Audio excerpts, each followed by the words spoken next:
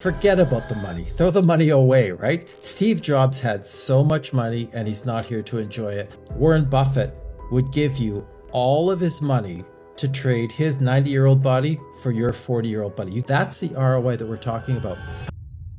Health is a crown that we all wear that only the sick can see. So I read your book, Beyond Elon, the Next Great EV and Living Past 200. You are convinced we're going to live till we're 200 years old. You did give the readers 5 levels of longevity escape velocity, LEV. I'll let you talk about that. But then also you're CEO of Jeviitty Life Science. You guys invest in longevity companies, private and public. So all you investors, hang tight. You'll learn about different investments you can make. And remember, please use the chapters below because this is going to be a crazy episode.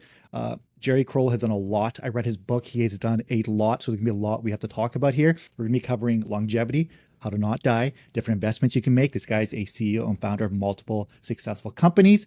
And then also we're going to talk about EV. He started an EV company. There's a lot here. So please use the chapters below, bounce around, bookmark this episode. Jerry, thank you for being here.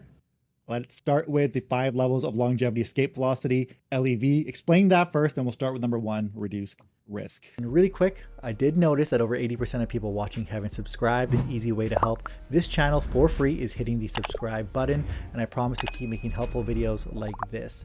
It's a small nuance, but the book is about not just the next great EV, but living past 200, not living until 200, but living past. We don't like to say, oh, live forever, because I don't think people are ready for that. It'd be like the Wright brothers at Kitty Hawk saying, we're going to get you to fly to Australia. They would, like, people would have thought they were crazy, but that's what happened. So they're just talking about getting you up into the air. And that's really what we're talking about here as well, too. So the five levels of longevity that we're looking at, the first one is to reduce the risk. And what that means is our app, Jeviitty, at Jeviitty.com. When you get onto that, what it does is it targets your basic issues that you would have. Don't do anything wrong to yourself, like smoking, drinking, abusive behavior on recreational drugs, stuff that you actually know is going to be a problem for you. So that's the first thing. And I was just at an athletic event. We'll call it a sporting event, not an athletic event, race cars. And I'm meeting with all the drivers. This one guy's coming up to me with a cigarette going, what are you doing? Right? I didn't even know that he smoked. So that's one of those things that you could say, okay, 40% of your health can be improved by just not smoking or vaping.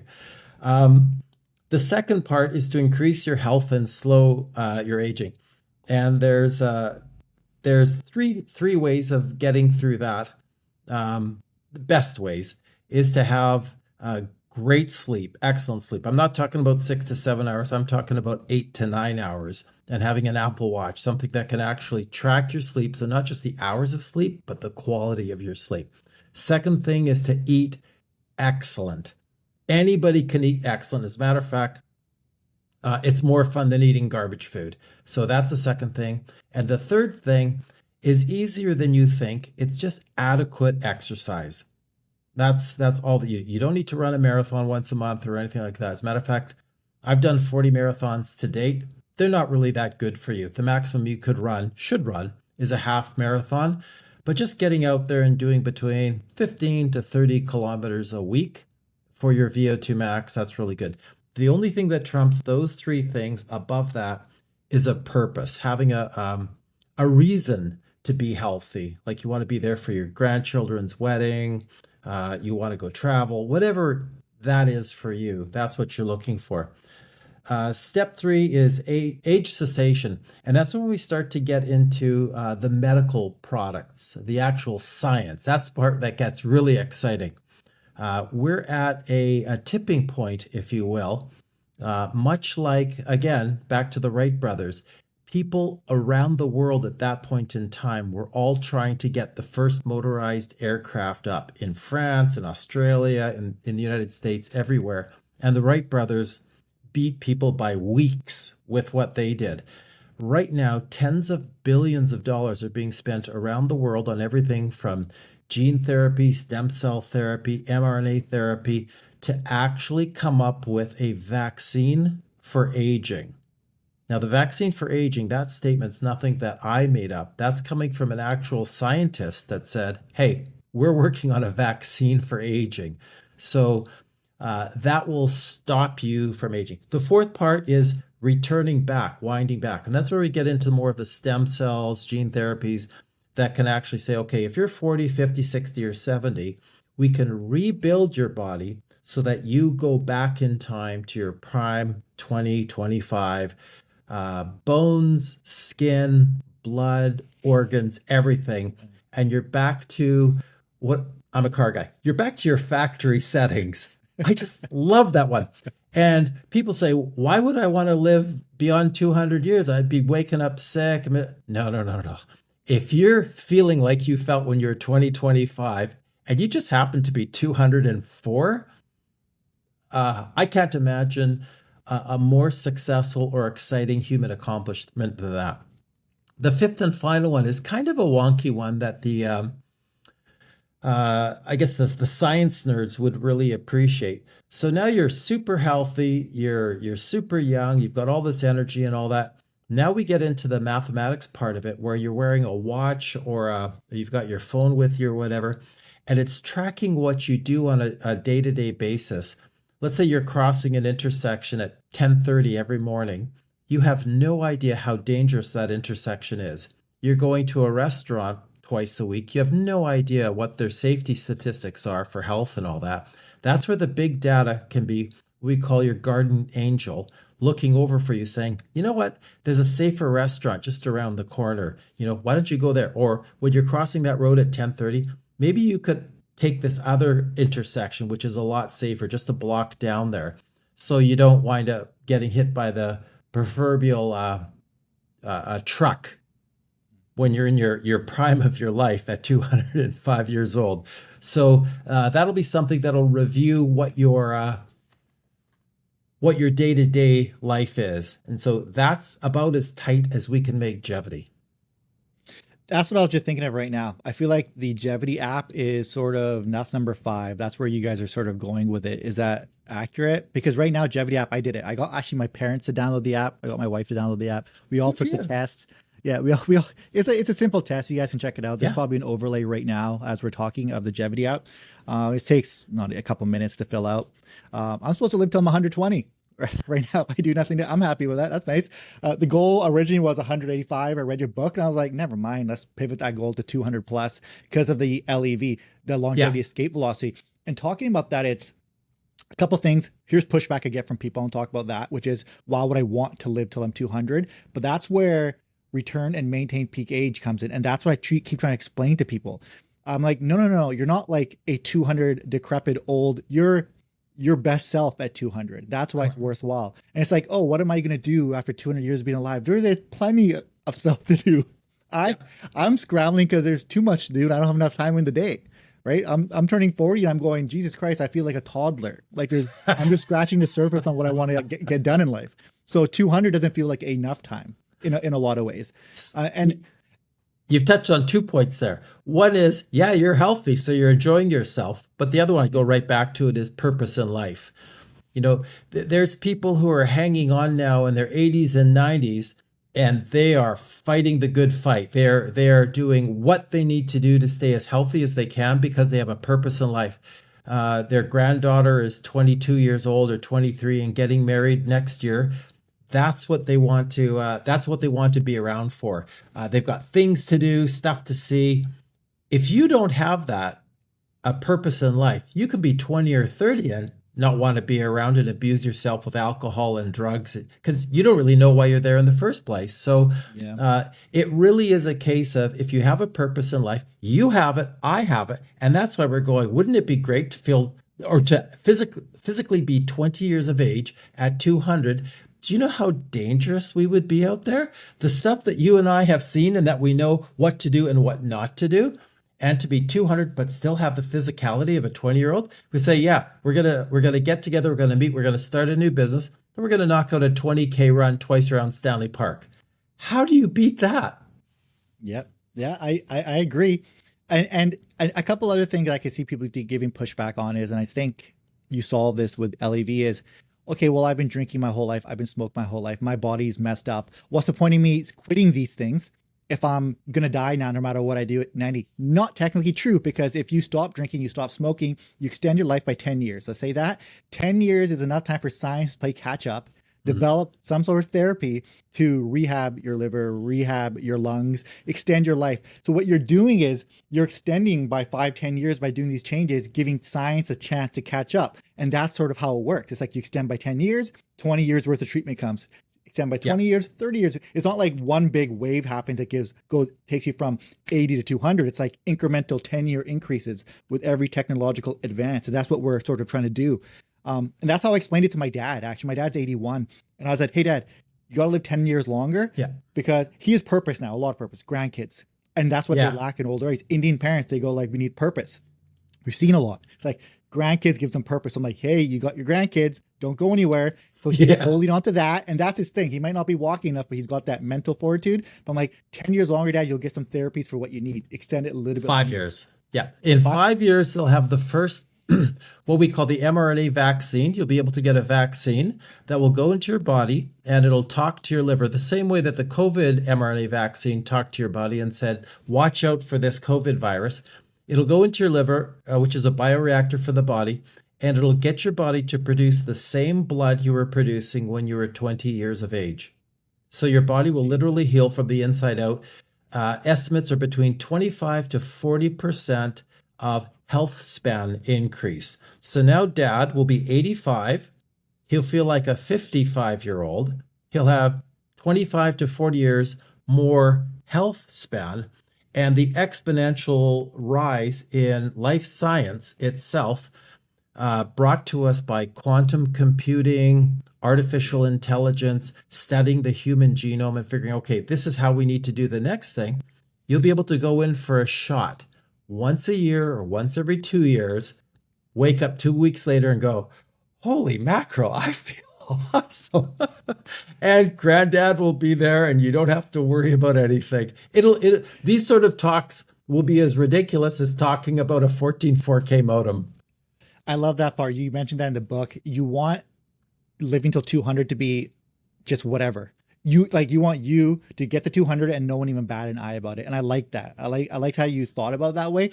I might be mentioning my parents a lot on this. I was with them on Saturday. Today's Monday. We're recording. I was with them on Saturday. I was visiting them in Victoria. I told them I was talking to you. And my dad said, hey, can you ask him these questions while you have him? So if you let's bring him on the call. Oh, he's a little eccentric. I'll keep him off camera. I love eccentric. Yeah. So that's the thing. So like the MR, and you mentioned a little bit of that in the book as well. So it can go in, it can heal up your organs, your kidneys. Like it'd be his kidneys to take care of that first. And I'm going back to Dad. He'll watch this. He'll be like, okay, 5 years. Even easier for me, right? That increases purpose even more because now it seems more doable and more achievable. So for people going, hey, I've trashed my body, just stop doing whatever you're doing. You just need to get another 5 years in your books, and you can get these treatments. Yeah, the book again, Beyond Elon. What we're doing is we're talking about a guy who's come out of nowhere. I mean, he toured through Canada, cleaning out boilers and stuff like that. But he was so inspired by comic books, there was just absolutely no limits to what he thought could be done. It turns out that if you really believe that, it's true. So if you've been abusing your body, in anybody, I say, okay, look, improving yourself 1% a week doesn't seem like a lot. Anybody can do that. So why don't you think about that? If you're taking 10 drinks a week, cut back to 9 drinks. And then the next week, 8 drinks. I mean, you won't even notice it, right? In 10 weeks, you should be clean. It goes really fast in hindsight. I think that'll apply to here you have increased health and slow aging. Like the part where it comes to cleaning up your diet, increasing your physical output, I don't think, it's kind of hard to go from eating hamburgers to eating chicken and rice the next day. It's hard to go from not moving, completely sedentary, to doing half marathons. But slowly, if you do the 1% increase, you work yourself up there. And that's where you get the biggest return. From doing nothing to doing anything is your biggest return. If you're doing 20K a week and you go from 20 to 30K, that'll be so incrementally smaller versus not doing anything and going for a walk.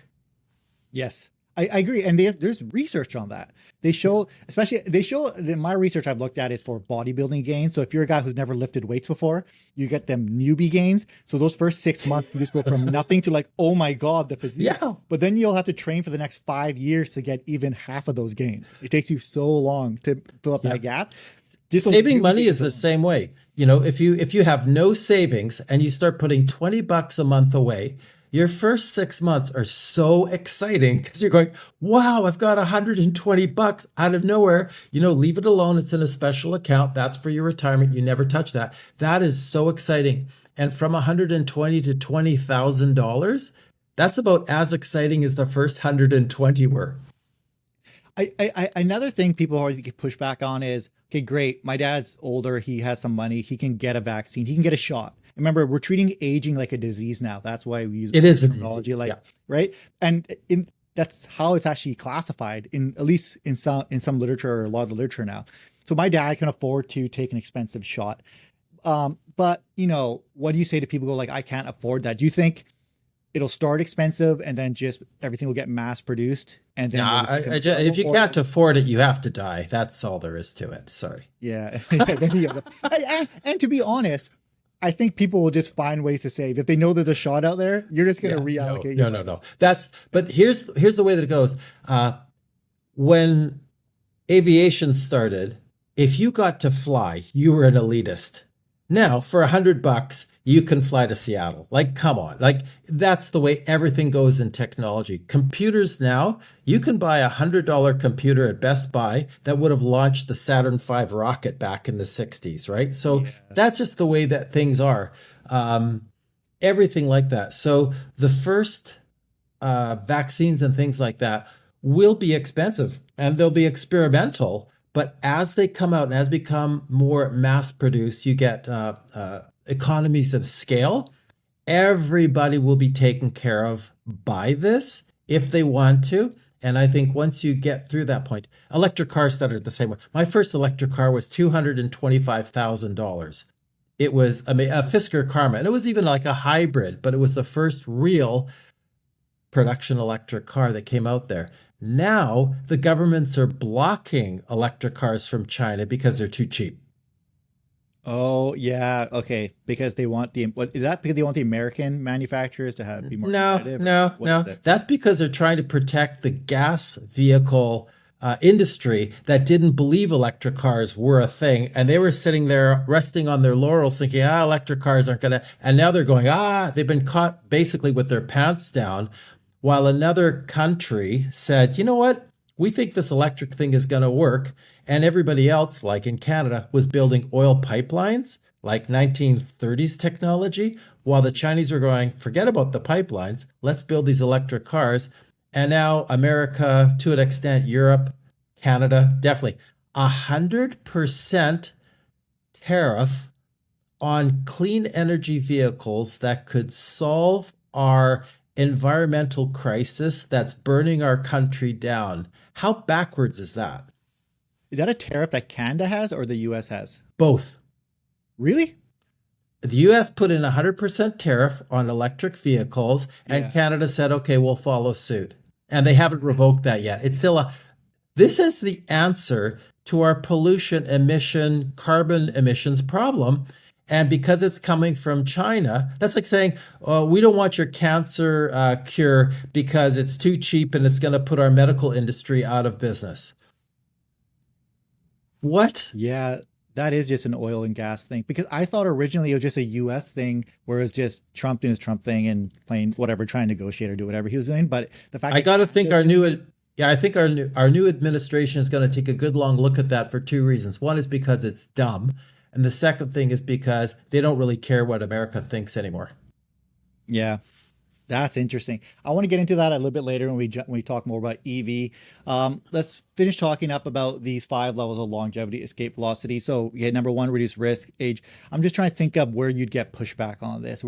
I feel like to extend your life, it's all stuff that doesn't cost money. That's all common sense. It's just eat right, move around a little bit. You do those things. Don't overly drink or smoke, and that'll be enough for you to extend your life long enough for science to catch up. And then the more money that gets dumped into it, the more we mass produce it, the cheaper all these treatments become. So really just try not to die in the next 5-10 years by doing these simple things. Yeah. I think the biggest thing is people's mental hurdles. I think asking someone to not eat junk food, asking someone not to drink, asking someone not to smoke when their habits is a problem that they have to internally overcome, like really get that mental fortitude. Like that's an internal battle. I can say it, but I think, us saying it, I think we're both in pretty healthy spots in our life. There's tons of purpose of all this. So it might feel easy to us, but I think someone who would be battling obesity, having an eating disorder, or someone who has an alcoholic, or someone with a drug addiction, it's like, I just knocked out a 10K, so I'm okay. Yeah. Well, we're talking about two separate things here. On one hand, you've got the technology of longevity, right? Those 5 steps, including the science of rewinding it back.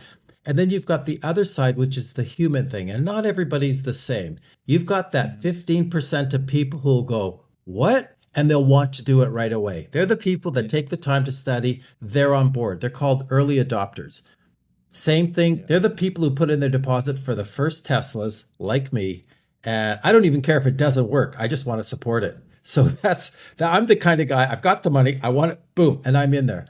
Then you've got the main group. That's that big bulge out there, the 80% of people who say, okay, if I see the first 15% of people driving electric cars or taking this injection, I can see they're physically younger and they're doing stuff I have no energy.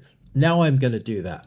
And then you have that last 5 to 10% of people that no matter what, they want to drive a diesel car or a gas car. They don't want to take human longevity. This is such an interesting group of people. And it's not really that important because it's the last 10% of people, right? Everybody can do what they want. But that, I always say, is that's the 10% of people that were still riding their horse to work in the 1940s in Vancouver, thinking that cars were still just a fad. How embarrassing is that? But you know what? More power to you. Yeah, to each their own. Let them do their things. Yeah. It just, I like having the option of living till 200. Let's just give everybody an option. You decide whether you want to do it or not. And hey, I'm not going to judge you because like I said, I've heard the argument being like, hey, I'm 200. What I feel like that I've been told like that's too much life. Even if I'm healthy, I don't know if I want to, but it's a mental thing. I'm going, Jesus Christ, not enough time for me. So I'm not going to judge it because everyone's hard. Well, here's an easy way to explain it to everybody. So imagine this. What would you pay me today to have brunch with your great, great, great grandparents? Or what wouldn't you pay me? And then let's turn that around. What do you think they would pay to have brunch with you? Yeah. If you think about that, that is epic. And that's what we're talking about here. We're talking about that connection amongst generations of people. We can't see 100 or 200 years into the future because who knows what's going to happen. But our past people going back to the 1800s and 1700s, if they were still around here and they could say, Gary, let's go have brunch today. I want to tell you about something that your great, great, great, great grandma and I, did when we moved to Canada or when we did this or that. Could you imagine how valuable that would be to you and your family to sit and have brunch with them and how thrilled they would be to meet you? Why would you not want to do that for future generations? Yeah, I agree.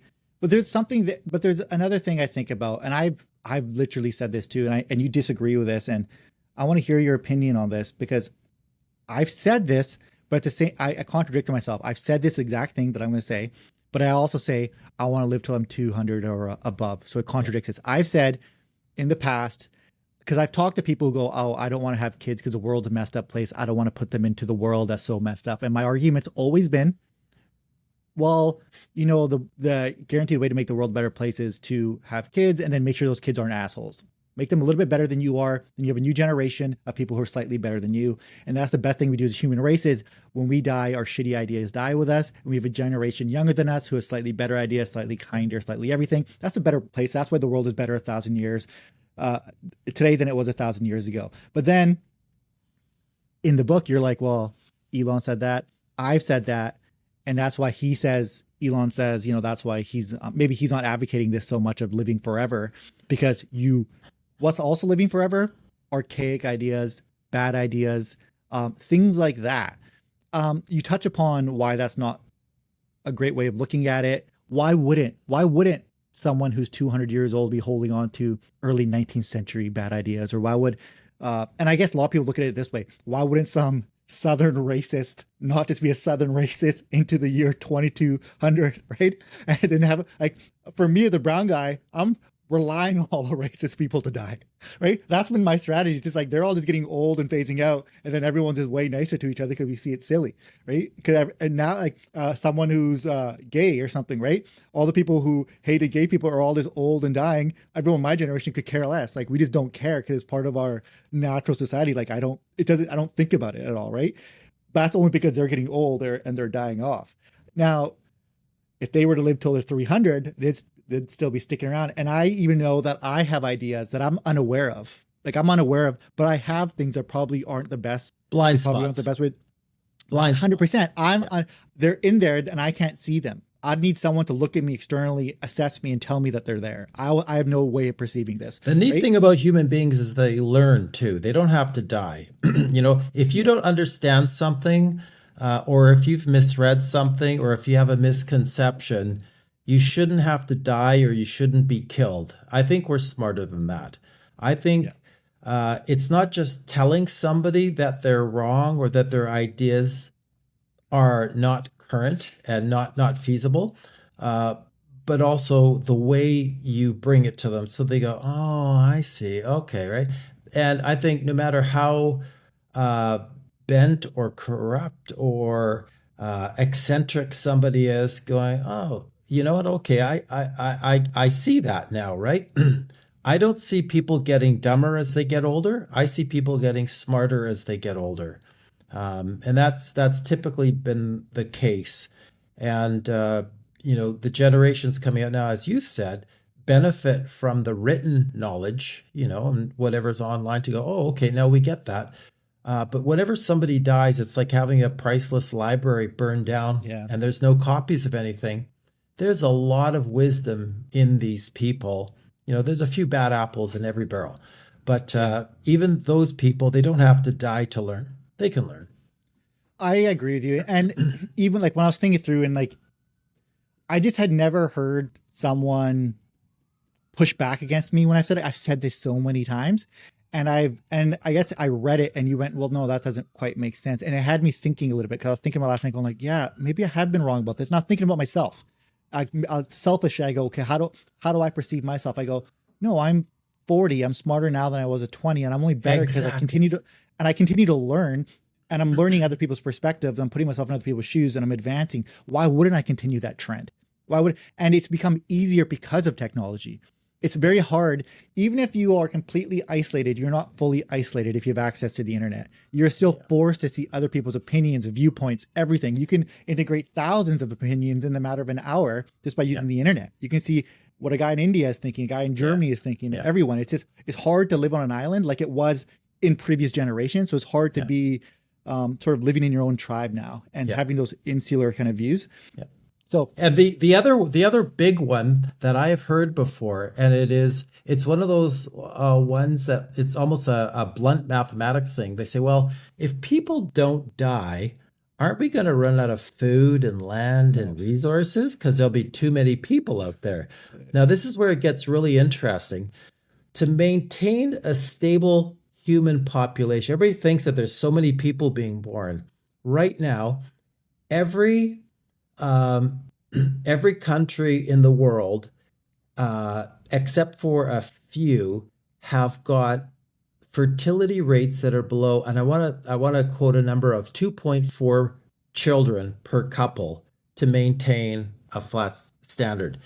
Canada, United States, Japan, every country in Europe is below 2. And based on that, the human population 300 years from now will be at 0. There are not enough human beings being born right now to stabilize the human population. The trend is extinction. So the only way we can get around that is by having the minimal fertility rates that we have now and slowing down the rate of death. Otherwise, the human species will extinct itself because we don't need kids to run the farms anymore because you don't have a farm. I don't have a farm, right? We have no kids. My parents had 5 kids. We all worked on the farm. Oh, my I read about that. I read about that. my mom hates it when I say that. She says, "No, we had you because we loved you." Yeah, okay, yeah, I get that. But we all worked at the farm till I was 22. So did my brother, and so did my 3 sisters. We all worked on the farm. And right now, we don't have a farm. So we're just going, yeah, wifey's in Europe. I'm heading over there on Thursday and blah, blah. So, you go, that's kind of the thing. Women in general are less inclined to have children or 2.4 children than they were 40, 50, 60 years ago. And that is a real problem in developed nations.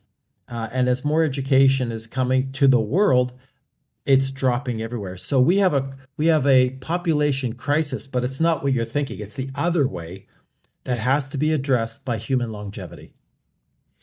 Yeah, I agree with you. And we can get into AI as well. I had a conversation with someone last week. His podcast will be getting released before this one. And he was talking about, he's like, hey, AI is going to take all these jobs. I'm going, there's countries like China where they have no backfill of human beings to work all these jobs. They're relying on robotics and AI to help with the manufacturing. They're not worried about it taking jobs. They need it because they don't have human beings being produced anymore to replace their workforce. And in Canada, I'm not sure how accurate this is. I was just told this, that it's for the first time we're in a negative population increase in the last year. We're completely dependent on immigration to increase the population. I think Germany, they're not really producing kids. I know Japan definitely is not producing kids. They're incentivizing kids. China, they're incenting people in China to have more than one child. It's crazy. So that's it. So taking the jobs is an interesting thing. When we were kids, we're reading comic books and you see all these people are just on the beach at the lake enjoying themselves while robots are doing all the jobs. And you're going, how do you guys make money? Like, how are you buying your hot dogs and everything at the beach? That's the financial side of the longevity thing with AI, quantum computing, et cetera, et cetera. How do these people get money? And that's something that the governments will have to address, and we'll have to address that as being the people that elect the governments for universal basic income, which means everybody eats, everybody has a nice place to stay that's being paid for by the robots that are doing the work for us. And then if you're an entrepreneur and you want to start something, you're still getting your $100,000 a year, but then whatever's above that, there you go. But there will be a tax that comes off of what you earn beyond that. So nobody's starving, nobody's cold, nobody's homeless, right? And if you're ambitious and you want to start a business, we'll help you. We'll work with you on that. But it will be a tax on the robots because you can do the work of 1 million people with AI. So that then allows not you to pay more tax, but basically the robots to pay the tax to help everybody who perhaps lost their job. So this has actually been thought through then. People have thought through how universal income would work then with the advent. Basic income, yeah. It's the basic income that allows you to live. And then above that, that's where you start a business and like Amazon, you get a Lambo. Everybody else just has to get a Buick. But they got a Buick, they have a place to live. Does that equate for human nature though? You give a person $100,000, they're just going to fall apart. They're not going to do anything with it if they just get to sit around. If there's no, a part of what keeps a lot of people in line is I got to make the money because I got to cover the bills and whatnot. And then they won't slip into bad habits and do a bunch of crazy stuff. But if someone just paid $100,000 to exist, what's stopping them from just pissing their life away and doing a lot of crazy stuff with that? There are people already doing that. I know, but and I think there's a lot of people who aren't doing it because of pressure to have a roof over their head. Or do you think the people who are already going to do it are going to do it? The people who aren't, it's just instinct. Like that's going to settle itself out, and we'll find out real quick. There have been test campaigns about this already. We're not at the point where AI is taking mass jobs. We've got automation and all that. It's like you don't need to use a shovel; you can use a backhoe, and that's eliminating jobs, but not to the point where lots of people are off call centers and stuff like that. But that is coming, and you want to make sure we're taking care of people, having people who get credit for volunteering, working, people in general, and 99.999% people are good. People want better. People want to take care of themselves. People don't want to fall apart and be homeless. So that's really good. And people need help. There's a lot of pain in the world right now.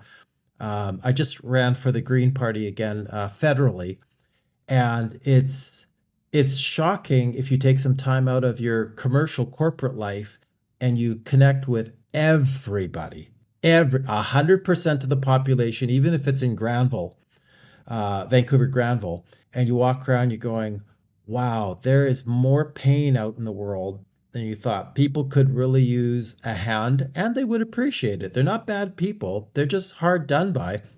Yeah. So if the computers, if the robots and all that can help, and these people, instead of getting $24,000 a year, can get $100,000 a year and just have a better standard of living from which to progress and take care of themselves and their family, that's a good thing. I agreed with, we're going to be all over the place, guys, so just follow along with us. In your book, because you ran for a Green Party a few years back, you mentioned in your riding it included East Vancouver in your riding. That was Mount part of Pleasant, it. yeah. Yeah. And you know how that is, right? Us, people in Vancouver. And you mentioned, these are people who need housing, they need rehabilitation, they need, they need actual help. Like, like there's psychological issues they got to overcome. You don't just throw them into those. What's that in that housing they have that has mold in it? They're scared to go in there because they can get attacked. So that they actually prefer to be on the streets because they feel safer. That's a human thing. I love the fact. I think people become cold to it.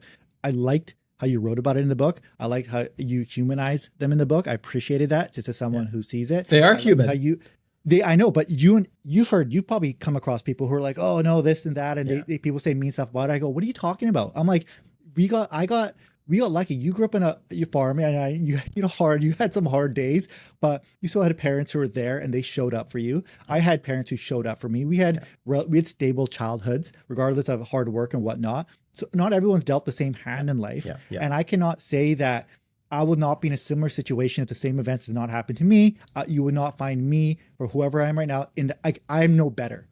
If something happened to me, a certain level of events happened, I could be in that person's situation.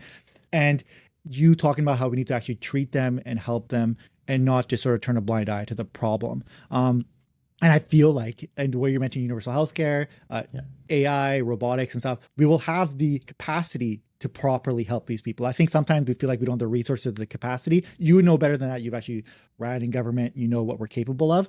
But I think that's often pushed back is like, hey, we don't have the resources to help these people. This is just like the best we can do right now, or at least technology advances enough. Maybe we'll have those resources. Maybe we can give people the help they deserve, because you mentioned the book, like we're only as strong as our weakest link technically, right? So how we treat them is how we should view ourselves. And, I don't have the solution. I don't work in government. I haven't looked in them. You actually have. But that's where we should start. Well, this is interesting. Let's not start with government, because governments follow. Governments don't lead, right? If governments led, we'd all be driving electric cars already. The only reason they're behind electric cars or proactive healthcare is if all of us want it. Then they go, oh, they'll vote for that if we talk about it. That's all they'll do. Another thing I found running for government is how many regular people help other people. Going to old age care homes, going to shelters, going to food banks. These are regular, non-governmental people who are helping other people. And for whatever we think the government is doing, regular people, there's 1,000 times more of regular people just helping other people because it's the right thing to do. And anybody listening to this podcast or watching this podcast, consider like reaching out to something that is near and dear to you. Like, is it homelessness? Is it the SPCA for animals? Is it for children being fed before they go to school? So many people who've got nothing to do with the government go, you know what, that's wrong. I'm going to help that. Whether it's $5 a month, whether it's just their time or whatever, there is an amazing amount of people, while taking care of their own pain, their own families and all that, still have an incredible amount of bandwidth to help other people. And that's really where you look at a country like Canada, and maybe it's because we have healthcare, we take care of each other, where there seems to be more of it than I got to look after myself and nobody else. We live in a really incredible country that is like that, taking care of people. Like that happens in every country around the world, but in particular in Canada, we don't wait for the government. We take care of it ourselves. Yeah. Yeah, I agree. I agree. Um, Another thing, this is sort of like a hard pivot from this. I think about this now. Now that I've been thinking more about, okay, I want to live longer, I'm sort of people when they would manage their finances would always think, and this kind of weaves into universal healthcare. I'm universal income as well. Yeah. I used to always think of, I always tell people on my channel, hey, invest in the S&P 500. You can retire, take, then you transfer that into a high dividend paying account, whatever. You live off your dividends after you're 65 or whenever you retire. But that's equating, hey, you'll retire at 65 or whatever. You'll die at 85, 90 if you're lucky. But now we're thinking, wait a second, the whole paradigm is shifting. What am I doing now to manage my finance for a guy who I'm 100% like you cannot change my mind. I'm convinced I'm living till I'm 200. Like, Yeah. the sky is blue. I'm living till I'm 200. I'm there with you. I'm there with you. God forbid something actually happens out of my control. You can always get hit by a bus. Stuff like that. No, I've got that covered too. Exactly. Like I don't go skydiving on purpose. Like I avoid kind of crazy things, right? I How should I be looking at my finances now? Like what am I and equate universal? I'm an entrepreneur, so maybe I wouldn't be using universal income. You're the perfect guy. You're the perfect guy to get this answer, and everybody listening to this will be too. Have you ever watched a movie about vampires who are 400, 500, or 600 years old? Yeah. Have you? Yeah. What's the one thing they all have in common? Super rich, have the big houses. Why is that? Yeah, it's called compounding interest, right? Interest, yeah. You could save $20 a month and live to your 600. There's not a financial manager out there because the time you have available to earn and save is more golden than how much you save, right? So every one of these super centenarians or vampires are all rich because every author, Anne Rice or whoever, has done that math and says, they don't go broke because they get lazy. They just put like $100 in a savings account and it's $100 million in 100 years, right? What? I heard a good joke. Someone said, if you're a vampire not living in a mansion, you should just step out into the sunlight. Yeah. But that's it. So like when I'm looking at my investment portfolio now, I'm just like, there's, in Canada, we have VFV, the Vanguard. It tracks the S&P 500 or VOO. I'm like, I guess I'll just have that forever now.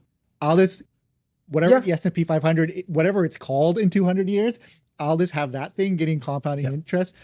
Or other sure bets you can just sit on now for the next 200 years and then just kind of. So on the Jeviitty app, we've got the one place where you do your DEXA scan. You do a scan it's a 6-minute scan called the DEXA scan. We do it in Vancouver and at the Richmond Olympic Oval. It's $150 and it shows you your lean body mass, your body fat percentage, your bone density. It shows what you are. So there's a section for that. We're putting in a section for your DNA. They're putting in a section for your brain scan health. And there will also be a section in there for your financial long-term health. We have so many companies, Royal Bank of Canada, people that I know that I've talked to who are saying, wow, we could do a longevity savings account. So you got your retirement savings account, then you have your longevity savings account for the far distant future, right? Where you say, okay, that's when I'm going to retire. But this is the account that's going to have 25 or 100,000 in it. And in 200 years, that's going to be worth $200 million. And that's in there. Savings and that kind of longevity is amazing on so many accounts. That's what I'm interested in a lot. How often are these updates coming to the app? Like, you guys are just continuously working on it? You're just trying to roll out stuff as fast as possible, I guess, get all these. Not as fast as possible. No, we're doing it collectively. The DEXA scan is really the gateway for people because you're going from nothing to saying, okay, I'm probably 10% body fat. Then you get a scan, you find out you're 29% body fat, but you should be 21%. Getting people to look through the car windshield of life to see where they're at and say, okay, I need to actually lift some weights, eat more protein, and look out for. That's the first thing that gets onto your scan. The second and the actual most important thing that the Jeviitty scan tracks to give you your age is something called VO2 max, which is your lungs' ability to process oxygen. And that's just a case of getting out into fresh air and doing some exercise and training your lungs up. That is the most important part of it. And as people are getting into the DEXA scan and into the VO2 max, like with your Apple Watch or your Oura Ring or whatever you're using to collect your data, and everybody listening to this, the sooner you start collecting your data, the better. I don't make any money off of you buying an Oura Ring or a Apple Watch or a Whoop watch. The more data you have 10, 20, 30 years from now, the better chance it is they'll look back and say, aha, here's how we can make you better. So do that. And then we're adding all these other features like neurocatch, diabetes, financial, etc., as we click along. Yeah, it was pretty easy, intuitive to use. I use an Android, and it immediately was like, "Hey, do you want to sync to your Google account, Yeah. your Google Walking, all your Google?" Like, it was like, "Oh, okay, great. This is like pretty." You guys made it very easy. I want to hear your thoughts on a couple other longevity guys. I know you like David Sinclair. I read your book. I'm pretty.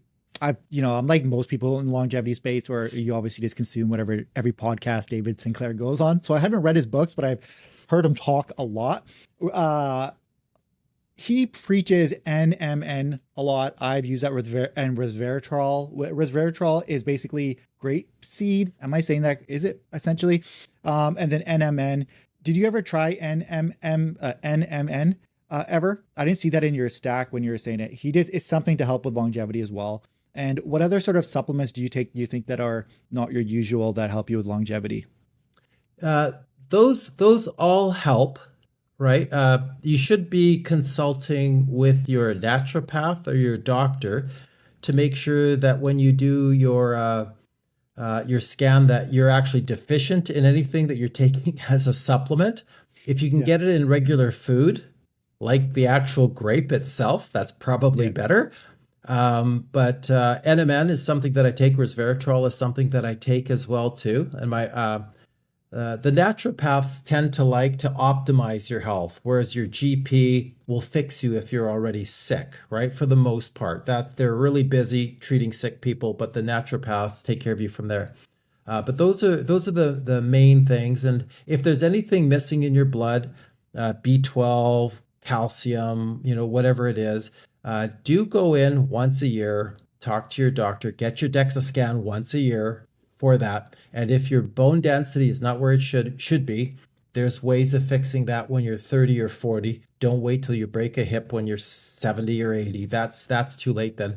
So those are things that you do in conjunction with your doctor, naturopath or GP as you're going forward. And as we're waiting for the next medical revolution where you can actually get a vaccine for aging. Yeah, that's wild. And that vaccine for aging thing is crazy, just to turn back the clock. And I know a lot of people, just from a cosmetic point of view, are like, hey, to get rid of wrinkles, gray hairs. I've got tons. Since I had a kid, I just had a million gray hairs. That's your kid doing it to you. I keep saying that. I had none until I had the kids.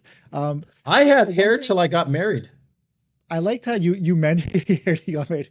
I liked you said one thing you did. You took a test and they told you that you had good genetics for hair growth. Yeah. That was my wife and I. And my wife is of Persian descent and I'm of German. We couldn't be more different as far as human beings go. And so that's the DNA test where you take a swab, you send it in. It wasn't 23andMe, it was something else. It came back.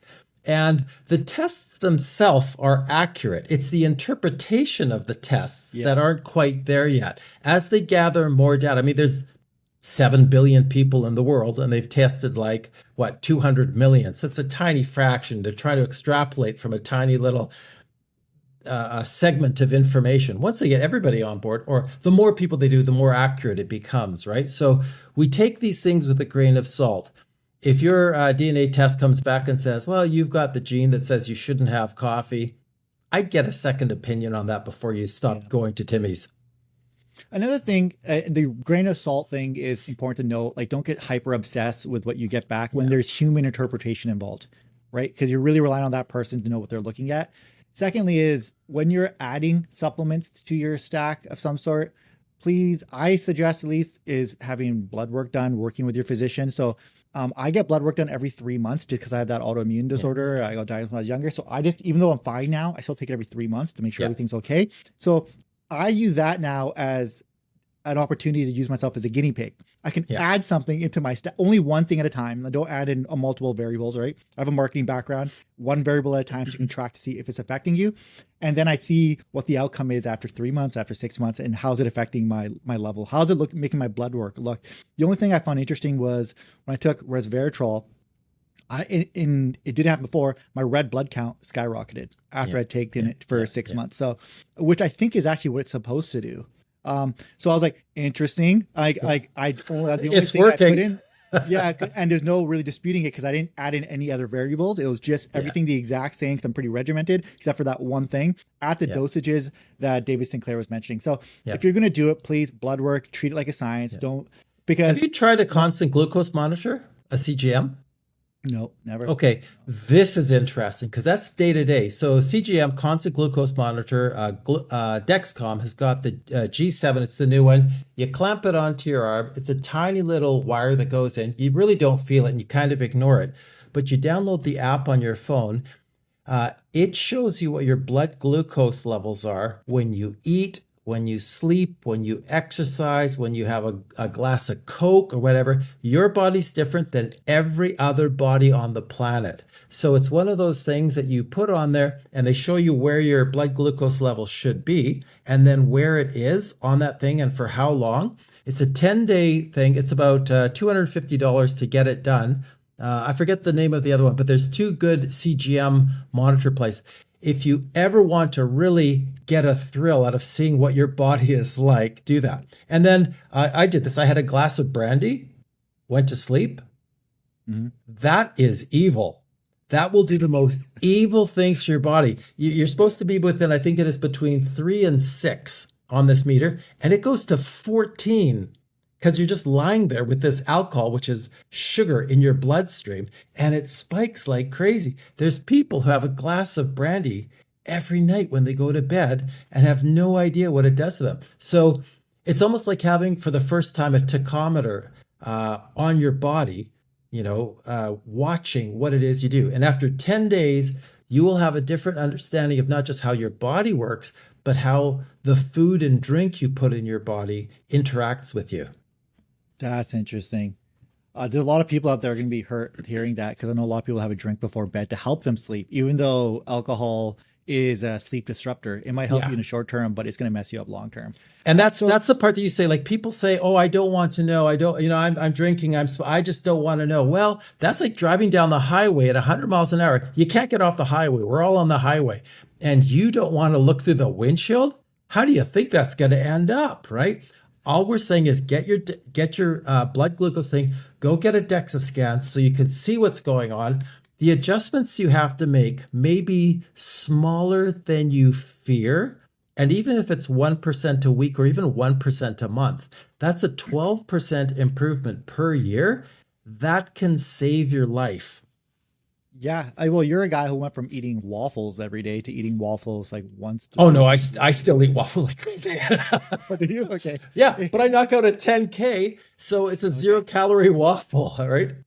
Okay, there you go. My doctors have literally told me because I am taking Ozempic and Mounjaro right now. I had about 12 kilograms too much for my marathon running, and so I'm on that. So I do get DEXA scanned once every quarter, like you're taking the blood tests. I do that with DEXA scan. Anybody on Mounjaro or Ozempic should do that because it's really drastic what these drugs do for you. And they are the first generation of longevity drugs that do so much more than weight loss or blood glucose. So that's what's happening, right?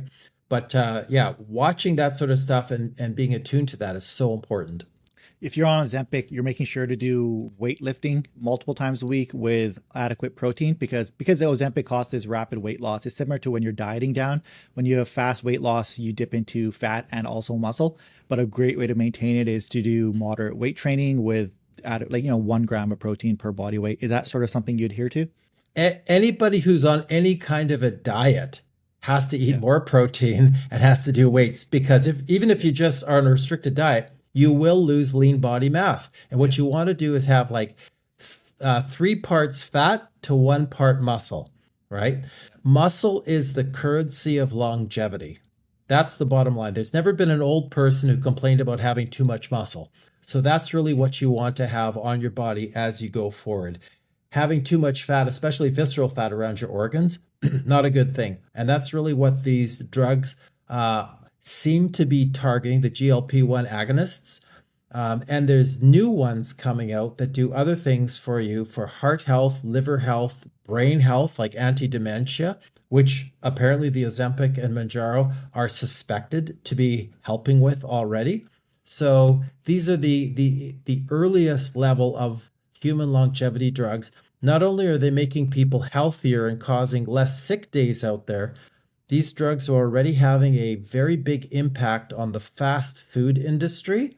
There's less French fries, less junk food being sold because people can now have a small injection for $200 a month and wake up in the morning and kind of not want to finish like 4 egg McMuffins.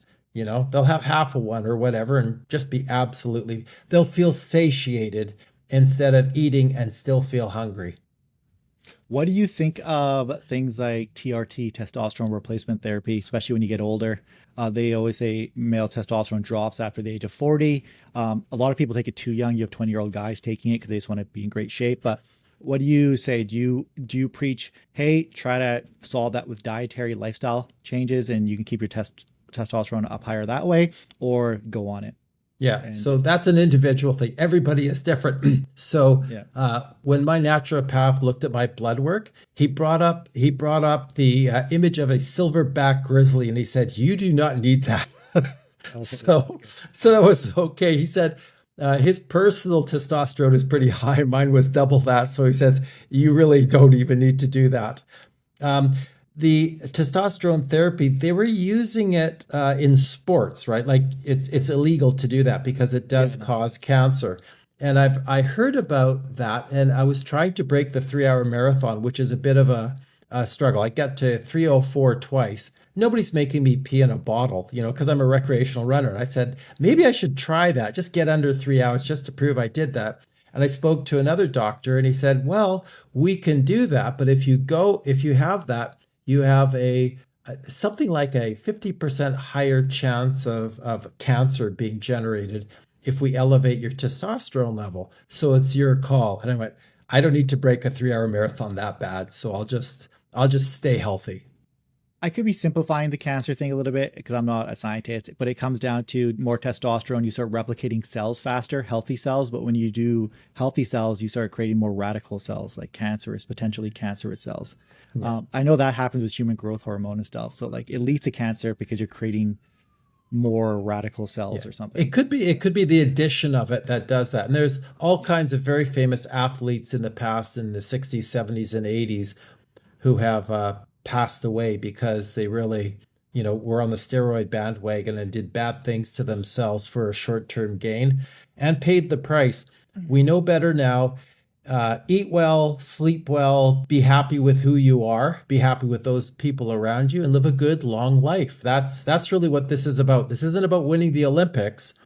This is about being happy and healthy when you're 200. And just as a side note, I ran this the Toronto Waterfront Marathon in Toronto. And there was a guy named Ed Whitlock who ran there with me. So I was about 42 and I ran my personal best 3:07. Ed was 74 years of age. He beat me by 3 minutes at 74. And when I couldn't catch the guy. When I got to the finish line, he was stomping his feet at 74 because it was the first time he didn't break 3 hours. And that's when the light switch went off and I went, I would rather be him at 74 than win an Olympic gold medal at 30. That's healthy. Yes, for sure. And a couple of things you sort of touched upon was in the book, you also have easy, best things to do. And this sort of just summarizes the 5 levels of LEV, which is sleep, intermittent feasting, which we didn't really touch on. I wouldn't mind you talking on that. Nutrition, VO2 max, managing stress, and purpose. We did talk a lot about purpose, but a couple of things that actually do shoot your testosterone up is adequate sleep. nutrition, and managing stress. You got those three dialed in, you probably won't even have testosterone problems because it'll just those, especially sleep. That is the biggest. There's a lot of literature on people who don't get enough sleep and people get. It's medicine. It's medicine. Your testosterone levels plummet if you only got those 4 to 6 hours of sleep or something. And your cognitive abilities are a rapid decline just after. Well, let's get back to these watches too. There's something else called heart rate variability, which is you've got your heart rate and then there's a gap in between your heartbeats. You would think keeping it the same would be good, but that's not right. Having the variability between that means that you're healthier, and it only remains the same when you're stressing your body. Like if you're out there doing a 5K and pushing it, then it goes boom, boom, boom, like a metronome, right? But normally it goes like an idling high performance internal combustion motor going. Brum, brum, brum, brum, brum, brum. That's what the HRV wants, and these watches pick it up. And the higher your heart rate variability is, the better. You get that by sleeping, meditating, and keeping a gratitude journal. Now that's medically proven. A gratitude journal, just writing down the stuff that you have to be grateful for, has a medical impact on you. You don't have to run hill repeats. You just have to meditate, sleep, and keep a gratitude journal saying, yeah, I'm pretty grateful that the people in my life are so supportive. I really don't even think about that. Your whole level of being, your stress level, just declines to a point where you're back in balance. Yeah. And there's some interesting thing because my wife loves meditating. She's big on meditation and she's always trying to get me to do it. And I go, no, I have my way of meditating. And my way of meditating is I throw on Lord of the Rings in the background. I relax. I've seen the movie 10,000 times. I know what's going to happen before it happens. I thought I was just onto something, but there is now research that is proven watching the same thing over and over again that you know what's going to happen is a stress reducer because it's a familiarity complex and it actually causes my brain. I'm not overthinking. If I were to put on a science podcast, a longevity podcast, I'd be paying attention the whole time. I wouldn't be able to relax. But with Lord of the Rings, I know what's going to happen. I know what they're going to say when they say it. It's at home and my stress levels drop. It's my version. Your happy place. It's your happy place. Yeah, it is. And I think in meditation now, I quantify that now as meditation. So when I think meditation, I go, oh yeah, I get into a nice spot where I come out refreshed, feeling better, clear-minded. And that's just my version of it. I go car racing to essentially hone my skills and irritate other people by passing them and making them feel bad about their skills. My wife races along with me, and she surprised me once by saying that this is the most calm she ever gets. This is as far away from stress and anxiety as she ever gets. She puts in an earbud with music. She races against people. And because it's so action-packed and it's so her zone or her happy place, for those 20 minutes that she's in the car, either practicing, qualifying, or racing, she can think about nothing else but living in the moment, just like a puppy.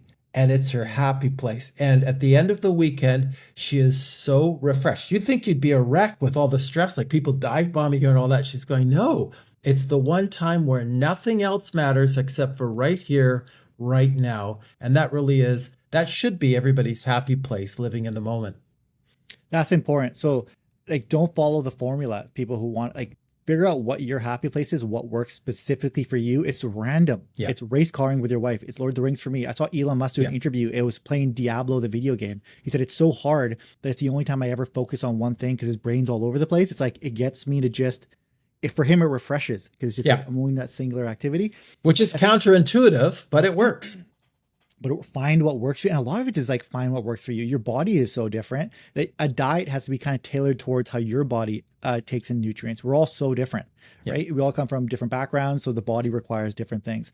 Another thing, so we talked quite a bit about now living longer. I want to kind of go into sort of the kind of investments you guys make with Jeviitty Life Science, because you do invest into private and public companies. I don't know how accurate these stats are. I pulled them before our meeting, but there's an investment boom.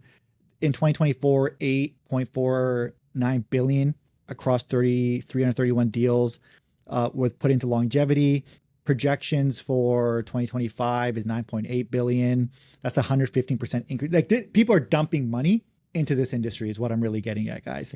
I know when I'm looking at investments, I've been trying to get into this now. Like I'm good at tech stocks, picking out tech stocks and like stable ones. Like I'm a Google Microsoft guy, but because I work in advertising, I work with a lot of software platforms. I know that, so I invest in that. But longevity, because that's sort of like my hyper focus outside of it, because I'm trying to live longer. I'm trying to learn more about what companies I should be looking at. And I have some numbers here again, like Neuropharma, 2.64 billion in 2024, Rejuvenation, 1.98 billion, Cellular Reprogramming, 1.6 billion. This is money being dumped into these types of companies. It's like, okay, I want to start thinking about this because I invest into stuff that I'm passionate about, the stuff I care about, things I've invested interest in. That's the only way I invest. Things where I'm in the ecosystem, so I'm actively using. That's why I invest into Google, because I use Android. I'm in their ecosystem. So this is for me now. I really want to just kind of let you talk about the kind of companies you look at, things you're looking for. If you want to name a couple companies that you guys are investing in, sure, name them. I'll put them in the chapters below. I'll put them on screen. You guys can see them. I just want to hear your thoughts, how you go about it. Just talk, and I'll think of some questions while you talk. Sure. The first thing that we look at is sort of reanalyzing our definition of what ROI is, and you want to use the three key points: good for people, good for planet, and then good for profit as well too. So if your ROI is more than just having the profit on a stock going up 10, 20, 100%, 10x, whatever it is, if you're supporting a longevity company and they do the breakthrough that helps people live longer, forget about the money. Throw the money away, right? Steve Jobs had so much money and he's not here to enjoy it. And that's one of the things that I always tell people. Warren Buffett would give you all of his money to trade his 90-year-old body for your 40-year-old body. You could have body. You could have all of his money. He would do that in a heartbeat, right? Because he knows he can get that back. So that's the ROI that we're talking about. There are several really large companies and institutions right now. There's one in California that I visit on an annual basis called the Buck Institute in California, which is in the Sonoma area. We go there. They are kind of a central hub for longevity research. There's a company in the lower Southern Bay Area called Altos that is being funded by, I believe it is Jeff Bezos, that is really working on a multitude of different things. Larry Ellison is also involved either in Altos or some other ones. And that's interesting for two reasons. One is these guys are kind of on the older side and have lots of money, so they are spending it. But they're not dummies. They're not going to give it away to some. This is not a Vegas craps table, or a roulette wheel. They know when something is getting really close. These are the same kind of guys that were investing in the Wright brothers and people like that when they could see that we're this close to getting the plane off the ground. They know that it's coming up and they're investing in this heavily. Somebody is going to come up with something, and the minute they do and they say, here it is, you're going to see a bunch of other things come up as well too. We are invested in some private companies. One is called Lifestyle RX, and they are doing a type 2 diabetes program, and that's in the earlier section. That's like do no harm to yourself, where they're helping coach people out of type 2 diabetes. There's another company called NeuroCatch, which has got a brain health function. They're actually based out of Surrey, at Surrey Memorial Hospital. Fascinating company. They put a cap on you. You don't say anything, but you stare at a wall, and there's an earpiece that you wear. And it says some normal things, and then it says some goofy things that really make you go, what is that all about? And when you squint your eyes and go, what is that all about? Your brain is doing some really interesting things, and they gather that information, and they figure out how quickly you realized what they said was silly, and how big the spike was. And that shows how sharp you are in all different kinds of categories. This is one of the most interesting early brain analysis tools that you can get, and they're doing incredibly well. Sports medicine, health, dementia medicines, things like that, to see what works as well too. That's one of the most exciting companies, and they're expanding now into the United States. I just met up with them in Phoenix, Arizona about a month ago, and even insurance companies want to make sure that the people who are paying for health insurance, life insurance, live healthy and happy, never die. If they never die, they never pay out, right? So there's a lot of money going into that as well too. I'm not going to point to any particular stock, but like yourself, I'm going to tell people when you're choosing things, choose things that are important to you, whether it's computers or Disney or Starbucks, something that is you're really passionate about, and then investigate the area of human longevity, proactive health. You will see right now a lot of very interesting companies, and you will see a bunch of new companies coming on board in the next 12 to 60 months that will truly be revolutionary. Yeah, that's good to know. That's one thing I was thinking about was dementia research. A lot of people, especially my parents, always talk about. They're like, "Hey, okay, we can look good, we can turn back that clock on skincare and feel better," but dementia is their biggest worry. Do you have any updates on that area? Is that coming along? Is everything? I guess what I'm trying to say is everything sort of growing at the same time. So exterior cosmetic reversal, but also interior, like your brain health, that's all advancing at the same level. So when we see a breakthrough in one area, we'll see a breakthrough in dementia as well, Alzheimer's and all that. Is that all sort of happening in tangent with each other? So that's what we Yeah, can expect. indeed it is. And it gets back to those first five phases. Yeah. If you sleep properly, that's the best thing you can do for avoiding dementia. If you eat properly, avoid alcohol, smoking, you that's just a gift. And the best thing you can do, exercise, because it's been proven. Every brain health person, every doctor, every dementia doctor will say the same thing. Exercise is like medicine for the brain. So those three things are the best. After that, you get into the like 5 or 10% where you could have supplements and stuff like that. But that whole 90% thing is do no harm, right? When we get into the vaccines for aging, where you've got the young blood that's going through your body, that's where you start to really stop aging. And then the genetic therapy, stem cell therapies, that's where we'll reverse it back to the factory setting. So uh, all of that is happening in a sequence. Managing it and measuring it right now, that's the most important part. So getting a DEXA scan for your body so you know what you're made of, getting the neurocatch scan so you go, okay, here's where I am right now. For better, for worse, I'm a 7 or an 8 or a 6 or whatever it is. That's where I am right now. Maintain it. Don't let it slip because help is on its way. The cavalry is coming.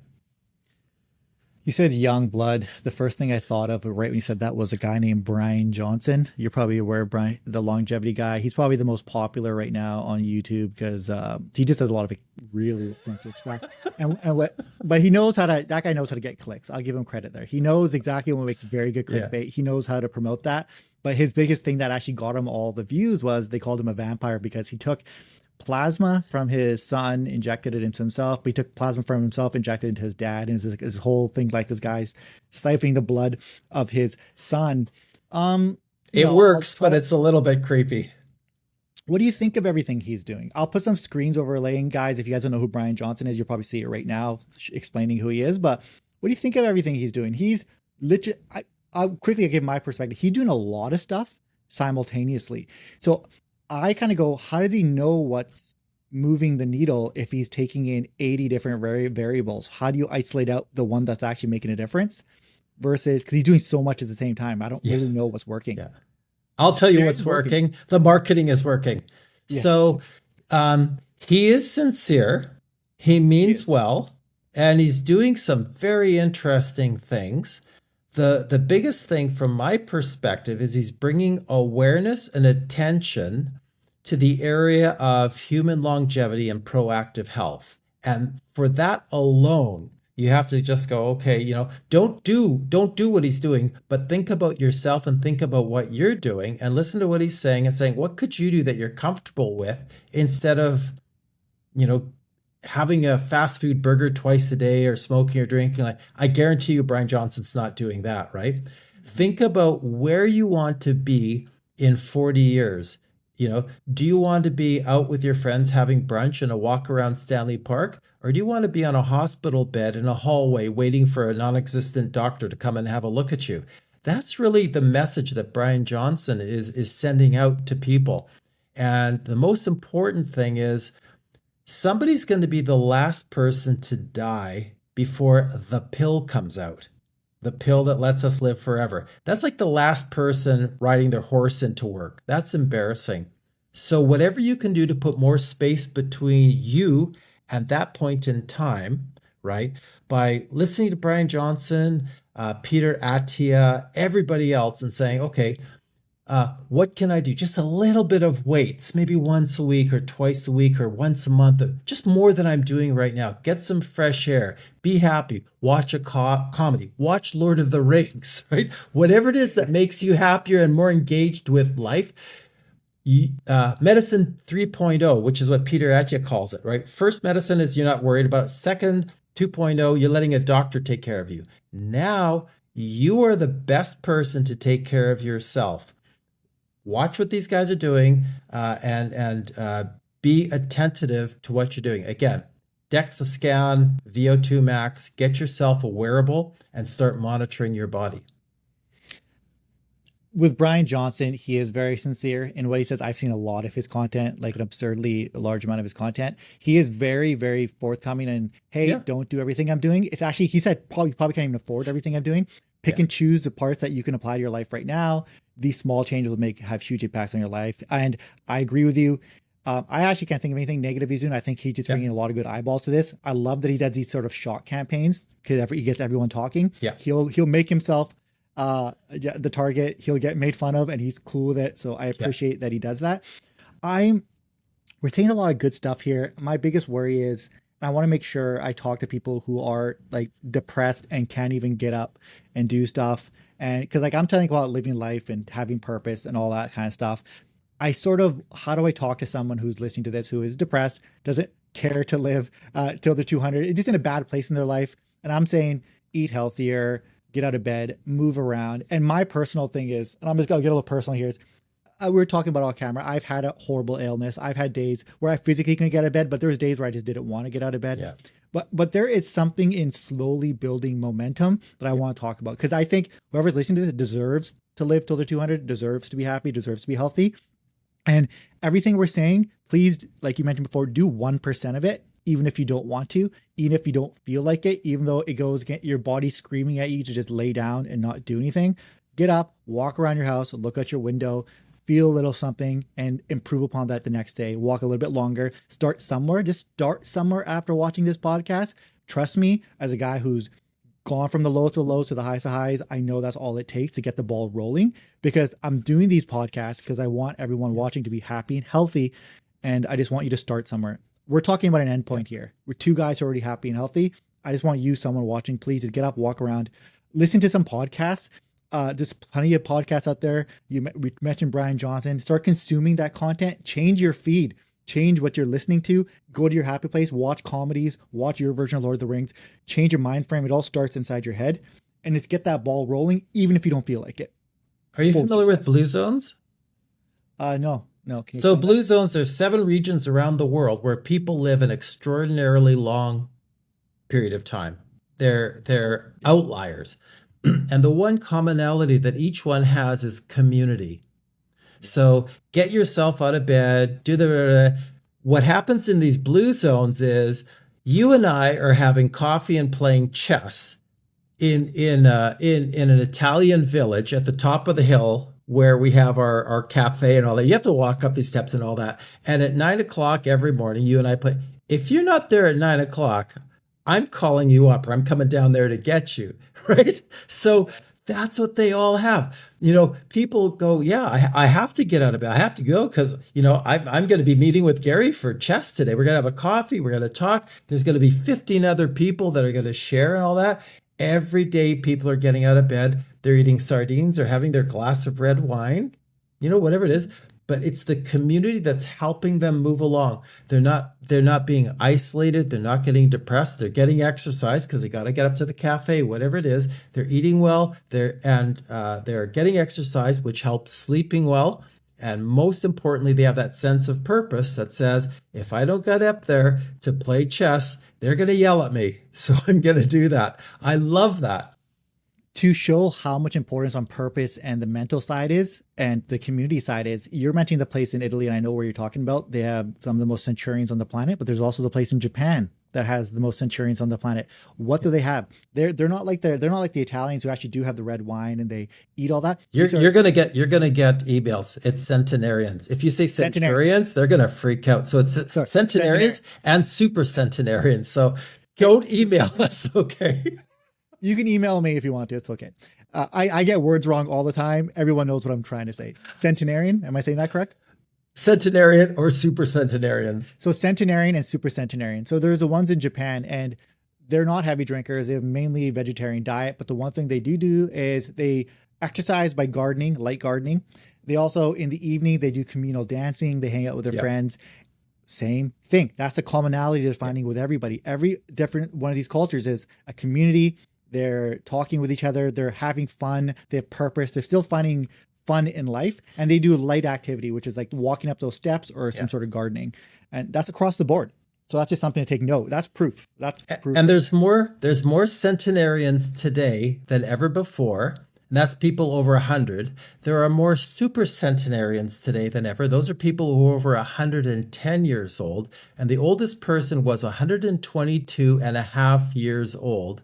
And I really think in the next 10 years, we are going to see that age record broken, and then a lot of people living beyond 122 years, etc., especially if we come up with the modern medicines that we're looking at. Yeah, David Sinclair, he famously said, I heard him say, oh, the first person to live till 150 is currently walking around. And then he retracted that and said, well, never mind. It's like over 200. Yeah. He's like, I underestimated what I said because it's advancing so fast. It's like, okay, that's nice to hear. Well, then after he said that the person is actually running a podcast in Surrey, British Columbia. Did you hear that? Yeah, there you go. That's the goal. That's the goal. The goal is to have me, my kids, everyone I care about, and everyone else on the planet to be able to afford it and do it if they want to. Yes. Have it be a choice in the end. Everyone has the choice. Okay. We talked this to death. We got a lot of value out of this. I want to talk about a couple more things. I don't know how much longer do I have you for, so I know what pace to go at. We're already into overtime, so you have to pay me anyway. So go ahead. Okay. Perfect. There you go. I want to talk a couple other things I read in the book here. You have one thing that stuck in my mind as someone who's entrepreneur myself. I try things.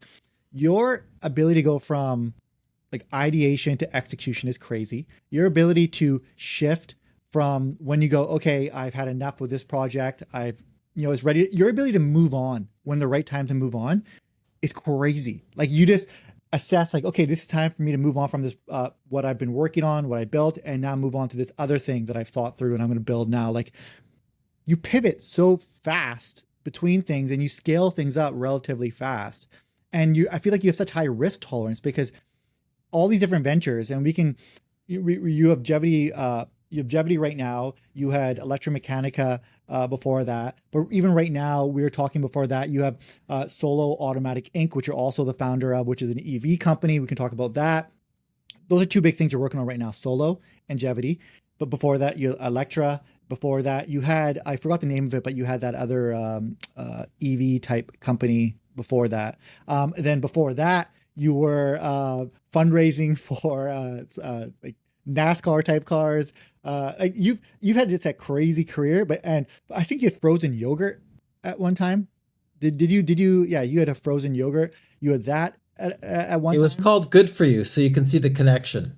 Yeah, good for you. Yeah, but you've had so many businesses, successful businesses. You've been able to build them from the ground up. You've been able to invest your own capital. That is crazy amounts of stress. That is crazy amount of risk tolerance. What is going through your head? Are you ever thinking, what the hell am I doing? Are you ever scared? I know when I start things and we talk about it. I have my own company. I'm running a lot of things. I have a family to support. Sometimes I get worried, like, what am I, hopefully I'm doing the right things. Like there's a lot on one guy. There's a lot of money I'm moving around. If I fail, this affects not just me, a lot of people around me. Were you ever scared, or are you just sure the whole time? Because reading your book, I'm like, God damn it, this guy's doing a lot, and I ought to be scared. But are you working through fears and you're just doing it anyways?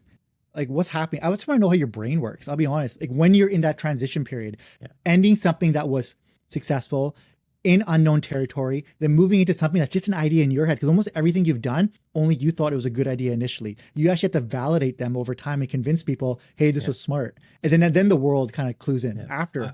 I never really pivot off of anything. I'm on the same trajectory. It's always things that are good for the planet and good for people and good for profit. So the electric car thing, it wasn't about building lots of electric cars and filling the roads with electric cars. The mission is to close the last gas station. And if you said, we're just going to close all the gas stations, I'm done. But that's not the case yet. They're closing gas stations. 25% of all cars are electric already. We just today, 2 days ago, seen the first electric Tesla cabs that are full self-drive robot taxis out there.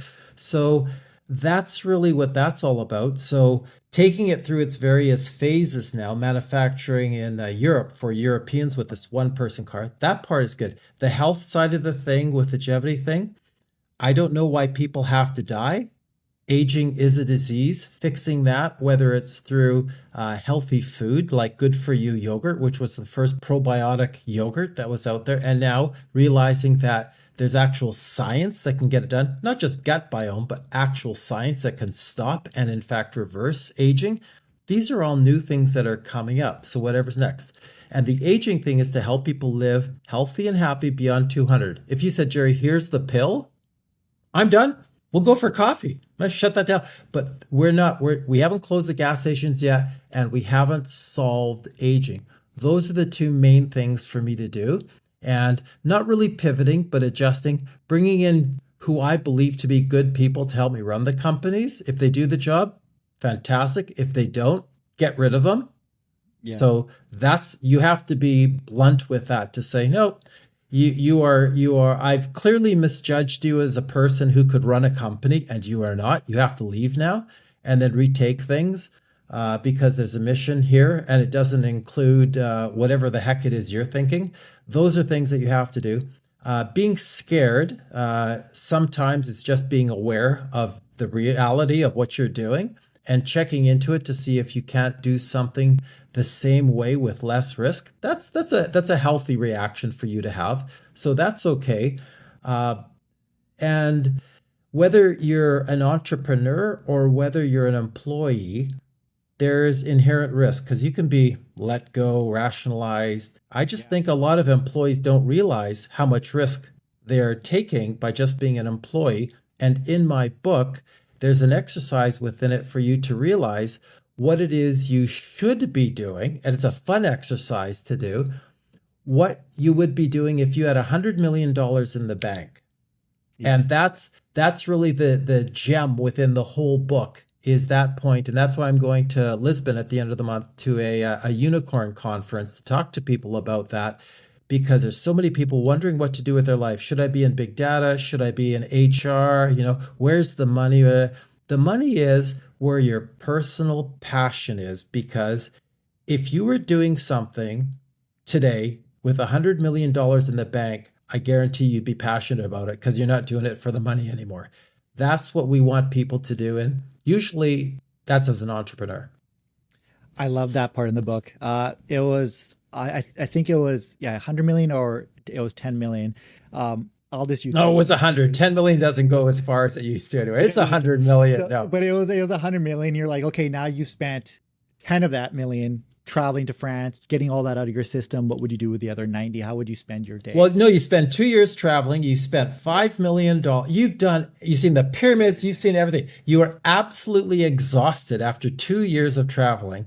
You come home and you wake up Monday morning with 95 million in the bank and the day ahead. What do you do that day? And if you're sitting in your living room completely quiet, something will come up from inside you. When I did that exercise, and I'm from the flower business, we were on a flower farm. And when I left home, I started wholesaling flowers because that's all I did. And I was pretty successful at that. But when I did this exercise, something popped up inside me. I remember my dad taking me to Westwood Racetrack and seeing the race cars. And I went, that was the most fascinating thing. And I had no connection with the racing industry. And I went, that's what I want to do. Now, the next thing you have to do is to say, am I a race car driver or is there something else within that industry? And that's where I went. I love business.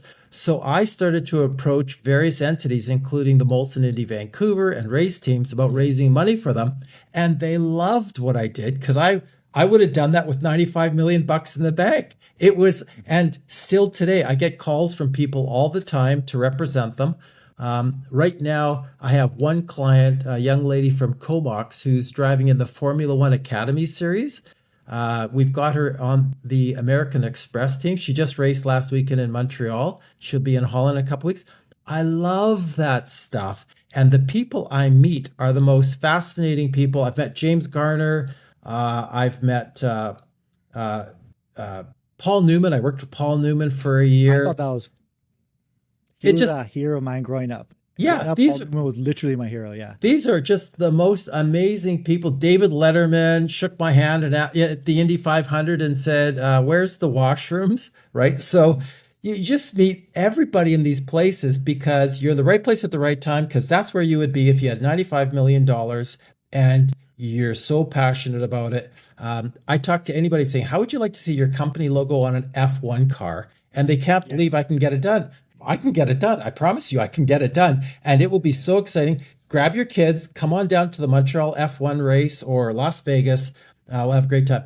That's how I figured out how to get involved in motorsports. So whether yours is baking cookies, gardening, taking care of cats, I had this discussion earlier with somebody too, whatever it is, you figure out what it is, and then you figure how you can do that. You will be the best person in the world. And it's a crime that you're working in a restaurant or whatever it is, or HR or big data, instead of doing what you're passionate about. I'm with you on that. So I took a large leap.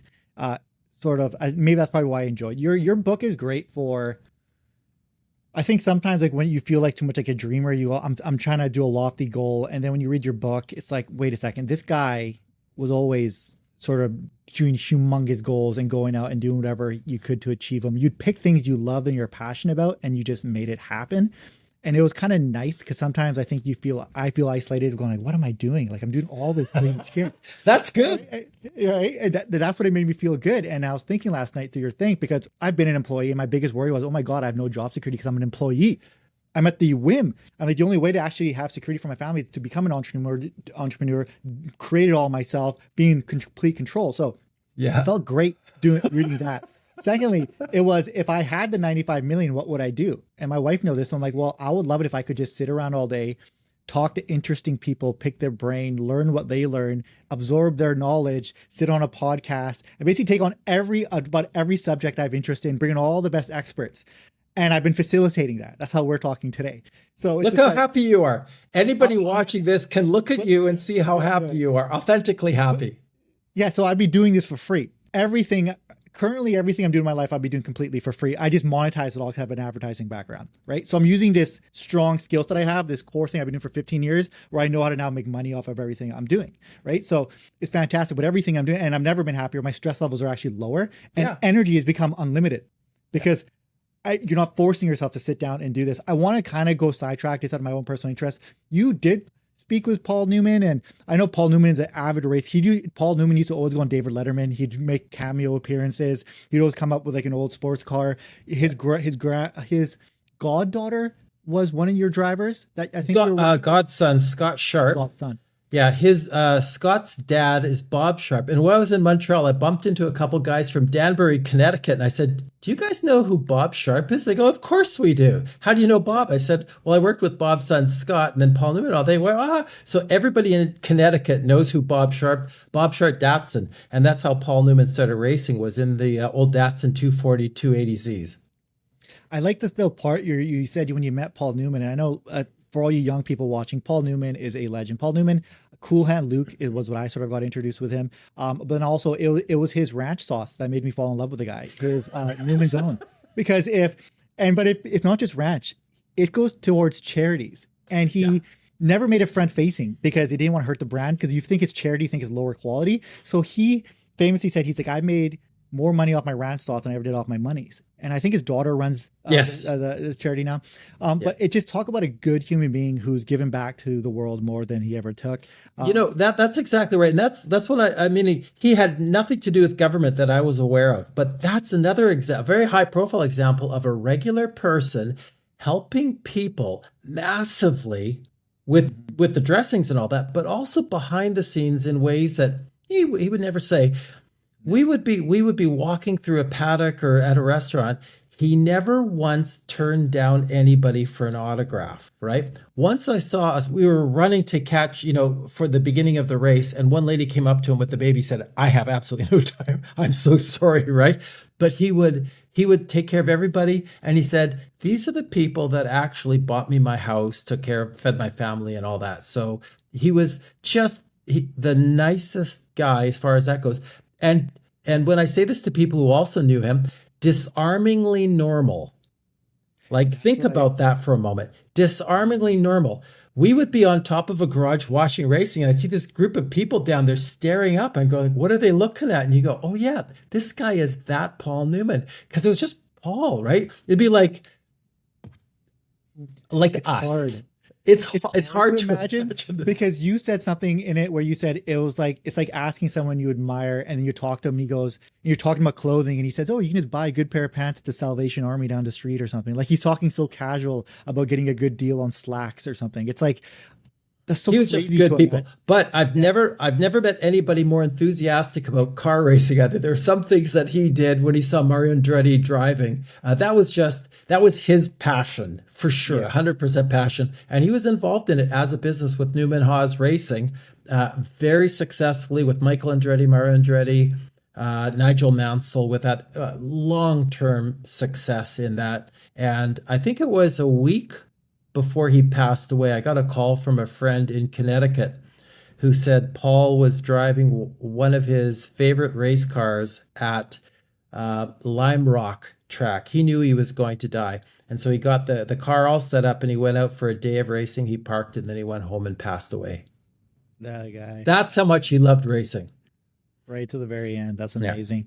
You've mentioned a couple times during this podcast comic books. Did you read comic books growing up? Were you into Who them? didn't? Yeah. What were you in? What kind of comic books were you into? All of them. And unsurprisingly, I actually made a bunch of money off of them as well too, but not the way that you would think I would, right? You would be at the lake and I'd be reading Spider-Man, the Hulk. I knew who Stan Lee was when I was 6 years old, right? Yep. And even now, a lot of people might not know who Stan Lee was.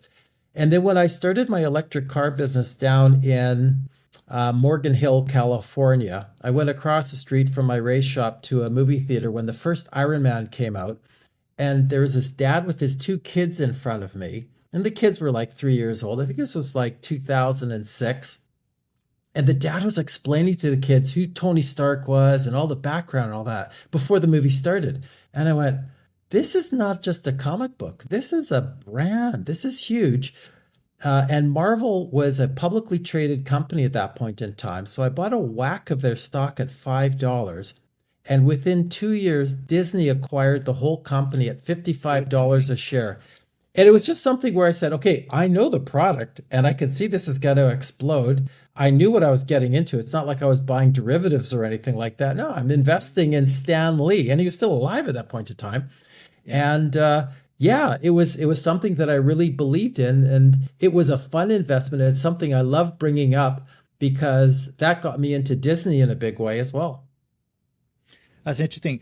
Did comic books impact how you approach obstacles? And I'm only saying this because growing up, I did grow up with Spider-Man. I did grow up with all these sort of larger than life people. First, it embedded as a kid a sense of moral responsibility that I think is like right and wrong. So I was always like, hey man, Spider-Man's not doing this. I'm not going to do this. Always do the right thing. But then it made trying to achieve the impossible possible. I would go like, these guys are doing crazy things. And maybe it's the ability for me to delude myself. And I got like a healthy delusion where I go, I can do it. Even if everyone thinks you can, I go, of course I can do it. And I pick like it's Spider-Man or something.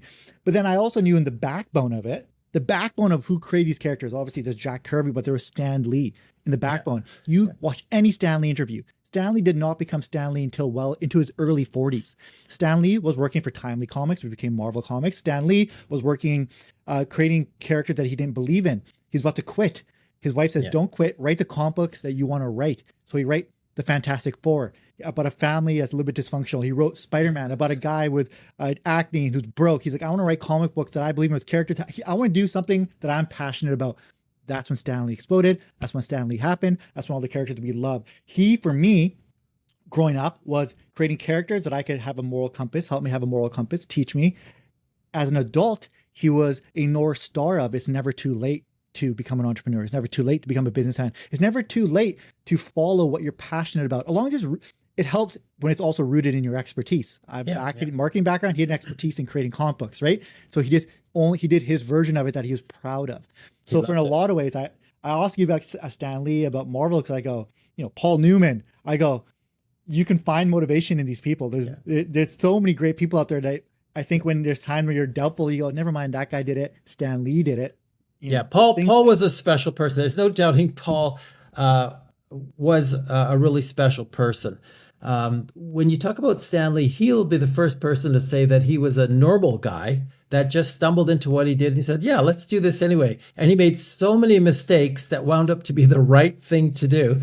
And that's kind of the lesson, in his 40s. That's the lesson for everybody to say, hey, you know what? Let's get out there and make some mistakes.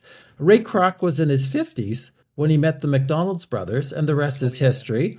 Colonel Sanders was 60 when he started KFC, or Kentucky Fried Chicken, as he called it back then, right? So it's not age related, it's passion related. It's finding out the thing that is your Marvel comic, and having doubts, but having enough courage to get out there and make mistakes.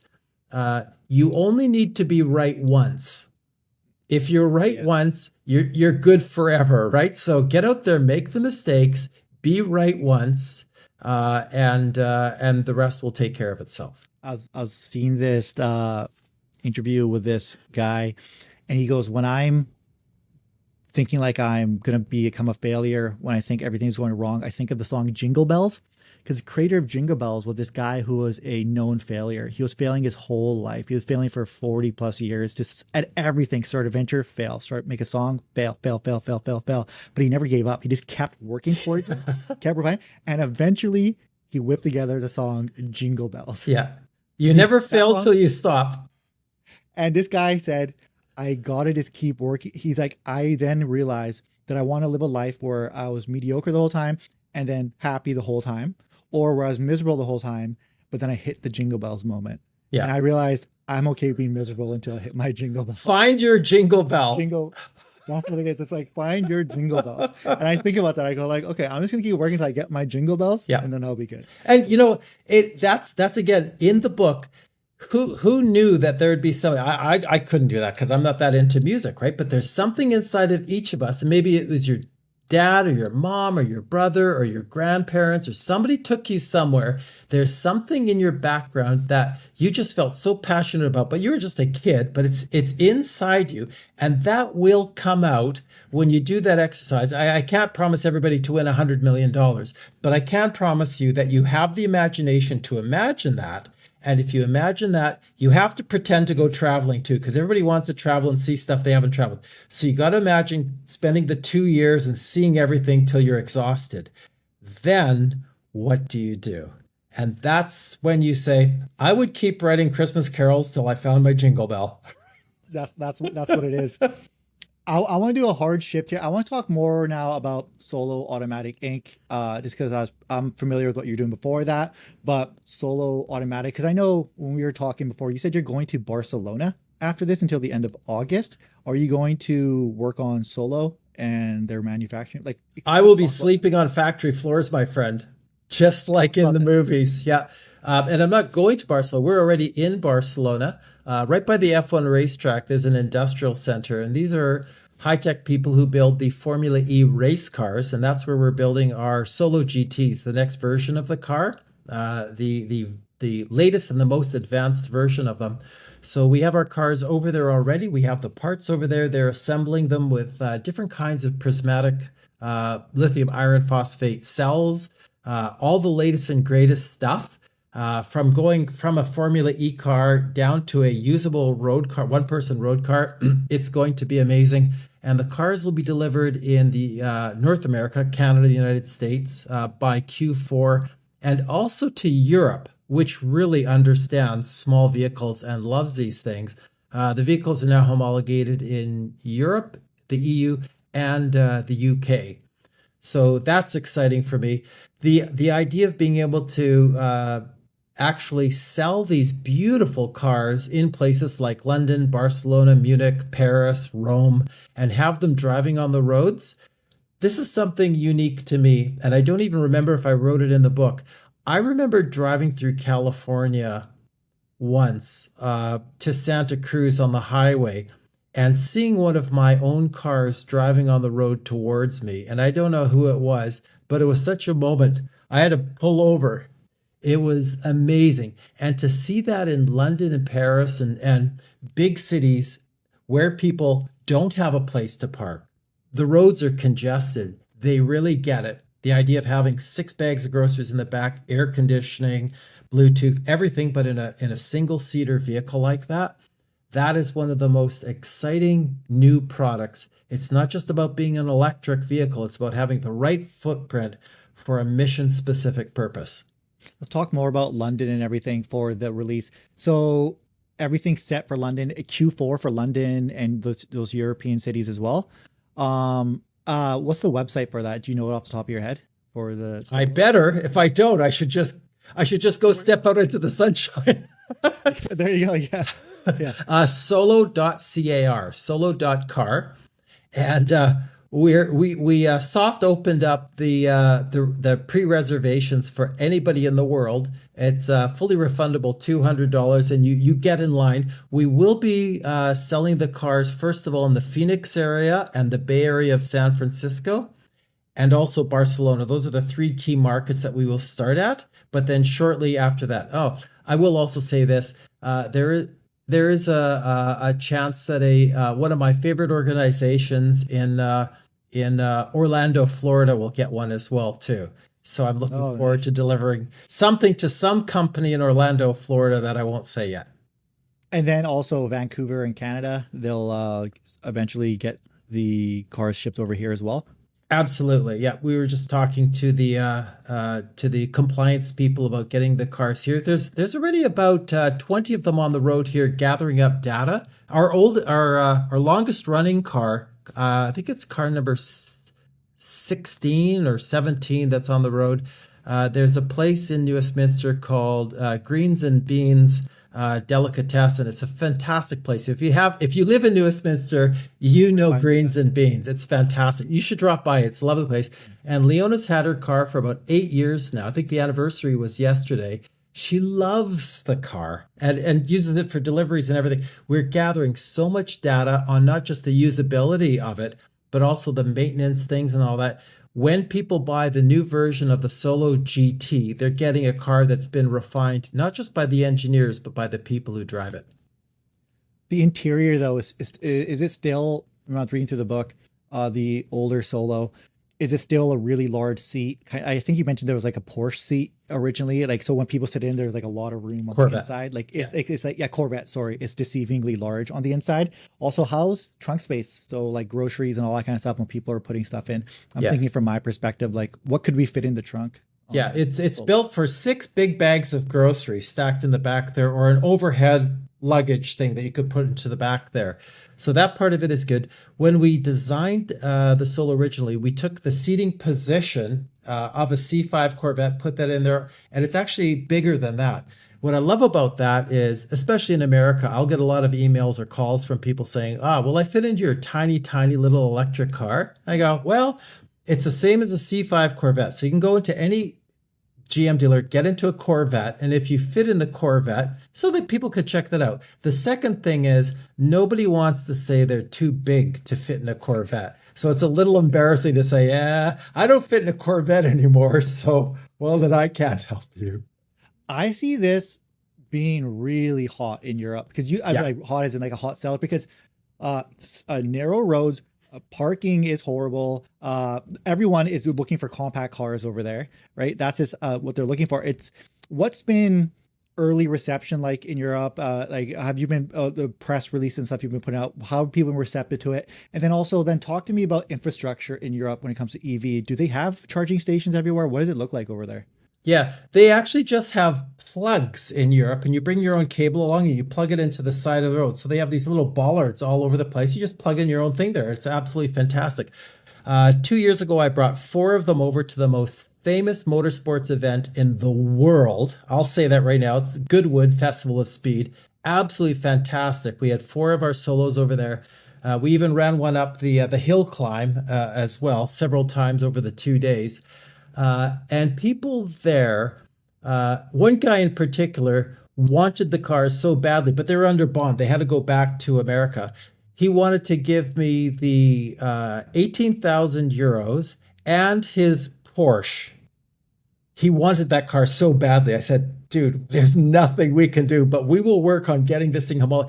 We know the guy. He's getting his car, and he'll be one of our first customers. That's the kind of customer you want. And you and I were talking about this. We don't have to advertise. What you have to do is get the car into that guy's hand, and then just watch what he does and show other people what he does. It'll be super entertaining, and it will sell millions of these cars because everybody wants to have that kind of passion with what they drive. And right now, it is really hard to find a car to be passionate about, unless you have a Ferrari or a Lamborghini or something outrageous like that. But an $18,000 car that you're actually excited to go out and drive around in, and like you're talking about European congestion, hard to park. Have you been to Vancouver in the last 5 years? Yeah, I know. Yeah, it is. It is all that. And I was just in Montreal. It took me an hour and a half to get from the airport to a place that should have taken 20 minutes to get to. It is just, there's no parking anywhere. So with these things, you can park four of them in a normal car parking spot. Safe, reliable, electric, inexpensive to own, inexpensive to operate. It does everything. 18,000 euros? 18,000 euros to buy? Or what is that in Canadian? Is a euro I think that's about $1 million. $1 million? So what is that actually? That's like 30 something, right? 18,000 euros is the same, pretty close to 18,000 US dollars, and the Canadian dollar is catching up. So it's about 21,000 Canadian dollars, or the price of a mid-range motorcycle. How did you get it? So I was not expecting that's cheap. Like, I'm not saying like, okay, like $1,000 is nothing, but that's not expensive at all. So what we don't call it cheap. We call it value engineering. Anybody can make something for like $500,000, but to make something with tons of value that is actually affordable, that you can buy for 21,000 Canadian or 18,000 US and sell for more than you paid for it because the value is still there 4, 5, 6 years later. That's business. That's my kind of car. I have a RAV4. I buy things that I'm not a super car guy. I buy things that have value. I have kids. I bought something called a RAV4 Toyota. I'm pretty sure they gave me everything they could for this price point, right? For the value, I paid 40 something thousand dollars for it, like maybe like $44,000 for it. But it's like an SUV type car that just gives me everything I need. It's reliable. It's great. I'm never worried about it because it was a value. I hope you bought that in 1980. Definitely didn't. Definitely didn't. Bought it 2022 or something like that. I'm just but it's like that's sort of what I was looking for. So when I look at $21,000 for the Solo in Canada, that's a really good price. Yeah, and the neat thing is, and this is funny. People talk about range anxiety in electric cars. That's a human condition, not an electric car condition. Let me explain. So my wife has a gas car, and sometimes we switch where she needs the Tesla because there's 4 seats and her car has 2 seats. So every morning I wake up, my electric car is fully charged. Every morning. Yes, unplug it, drive. 100%, it's down to like 82%. You plug it, it's always charged. Now I get into her car and the tank is half full. I have range anxiety because I don't remember how far a half a gas tank and I don't remember where to get gas from. I have range anxiety in a gas car because I'm unfamiliar with how this thing works anymore. Isn't that interesting? with how these electric cars work, does your car also have it in the operating system? It lets you know where the nearest charging station and all that stuff is. Like, I think Teslas have all those features. So Everyone you has. probably, yeah, so you have all the standard stuff that I would be thinking as a layman. I'm a layman. I'm coming at this with a guy who knows very little about electric vehicles because I don't own one.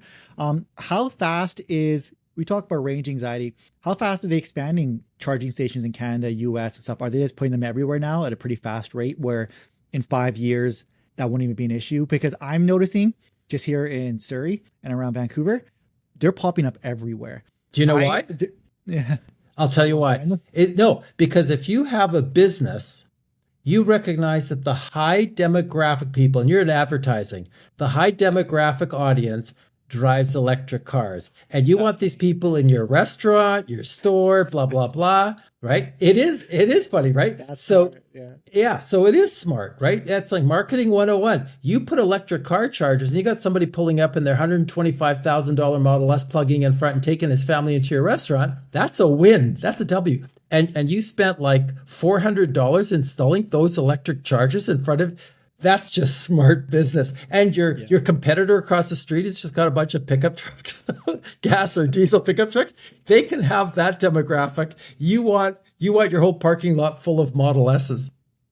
How fast is it charged to 80%, the Solo? How long does it take to get to 80? Because I know after 80 it slows down because it is, I saw a video explaining how charging batteries work. So you get to 80% really fast. Yeah. Because it's like the analogy is like a parking lot. If it's completely empty, you just pick out any spot and you get in. And when it's 80% full, it's kind of harder to find a spot, right? Yes. So that's what it is. But from zero, it would take an hour and a half to be fully charged up. But we're talking about a 200-kilometer range. Oh, like 95% of all people driving or listening to this episode will not drive any more than 50 miles today. Yeah. And that's the normal. That's like, that encompasses 95. And I think when you get to 50%, it's like they never do any more than that. So the realistic range is that. Just like you don't need to drive to Hawaii. You take an airplane if you need to do that. So that part is good. In a Tesla with the fast charging, when you plug it in, and you said you don't have a Tesla, but we're going to the Generation 4 chargers. When I plug in on the dashboard, it says how fast it's charging. They're charging at a rate of 1,600 kilometers per hour. 1,000 miles per hour when you plug it in. So you've got a 500-kilometer range. You plug in, you go down to the Timmy's, which is right across the parking lot. That's where they put them in. And you wait in line, you get your donut and your coffee, and your phone is beeping saying, you're at 95%. It's time to unplug your car and move along. It's fast. What is the Solo classified as, because it's not a two-person car, what would it be for insurance purposes? It's not a motorcycle. What is it labeled as? So that depends on the jurisdiction. So in Canada, it is a car. It is one person, hence the name Solo. In the United States, any vehicle with less than 4 wheels is considered a motorcycle. A Polaris Slingshot in Canada, which is a lovely car. I have one of those too up here. It's a car up here. You drive it around. In the United States, you have to wear a helmet because it's a motorcycle.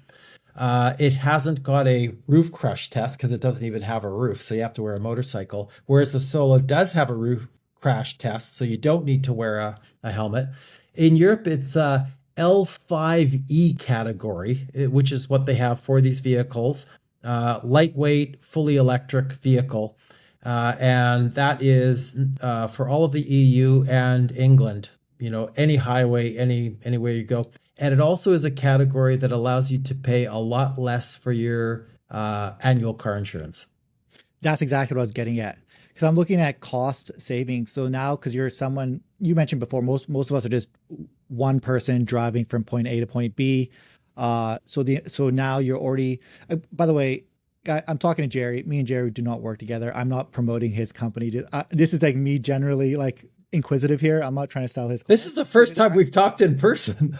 Yeah, literally. And we only talked for like 20 minutes before we even had this, like we talked. So like, this is actually, so like, I'm looking at my brain because like I said, I'm a value guy. So I'm going like, okay, great. So like, I got my one person, my car, I'm going from point A to point B. I get cheaper insurance. I'm not paying for gas. If I'm in Europe, I'm just plugging this thing into a wall Yeah. So it's just like It's so free. easy. Yeah. I always go off this thing when I'm putting together marketing offers, make an offer so good they feel stupid for saying no. Yeah. Were you sort of just doing that with this car? Make a car so good you'd feel stupid for not It, driving it kind yeah, of? it's no, um, it's the puppy dog thing where once you drive it, you can't Yeah. ignore it. I mean, it just becomes habit forming. Like it's the iPhone for the road, and people Yeah. would rather give you their wallet than their iPhone right now because they love their iPhone so much. In Canada, it's 80% of all cars are one person. In the United States, it's 70% of all cars are one person. This is not a niche product. This is a product for the majority that is out there. So if you can drive instead of spending like 1,500 a month for gas, you could spend zero because you're plugging it to the wall. Why wouldn't you? Instead of paying $40 a day for parking, you pay $4 a day.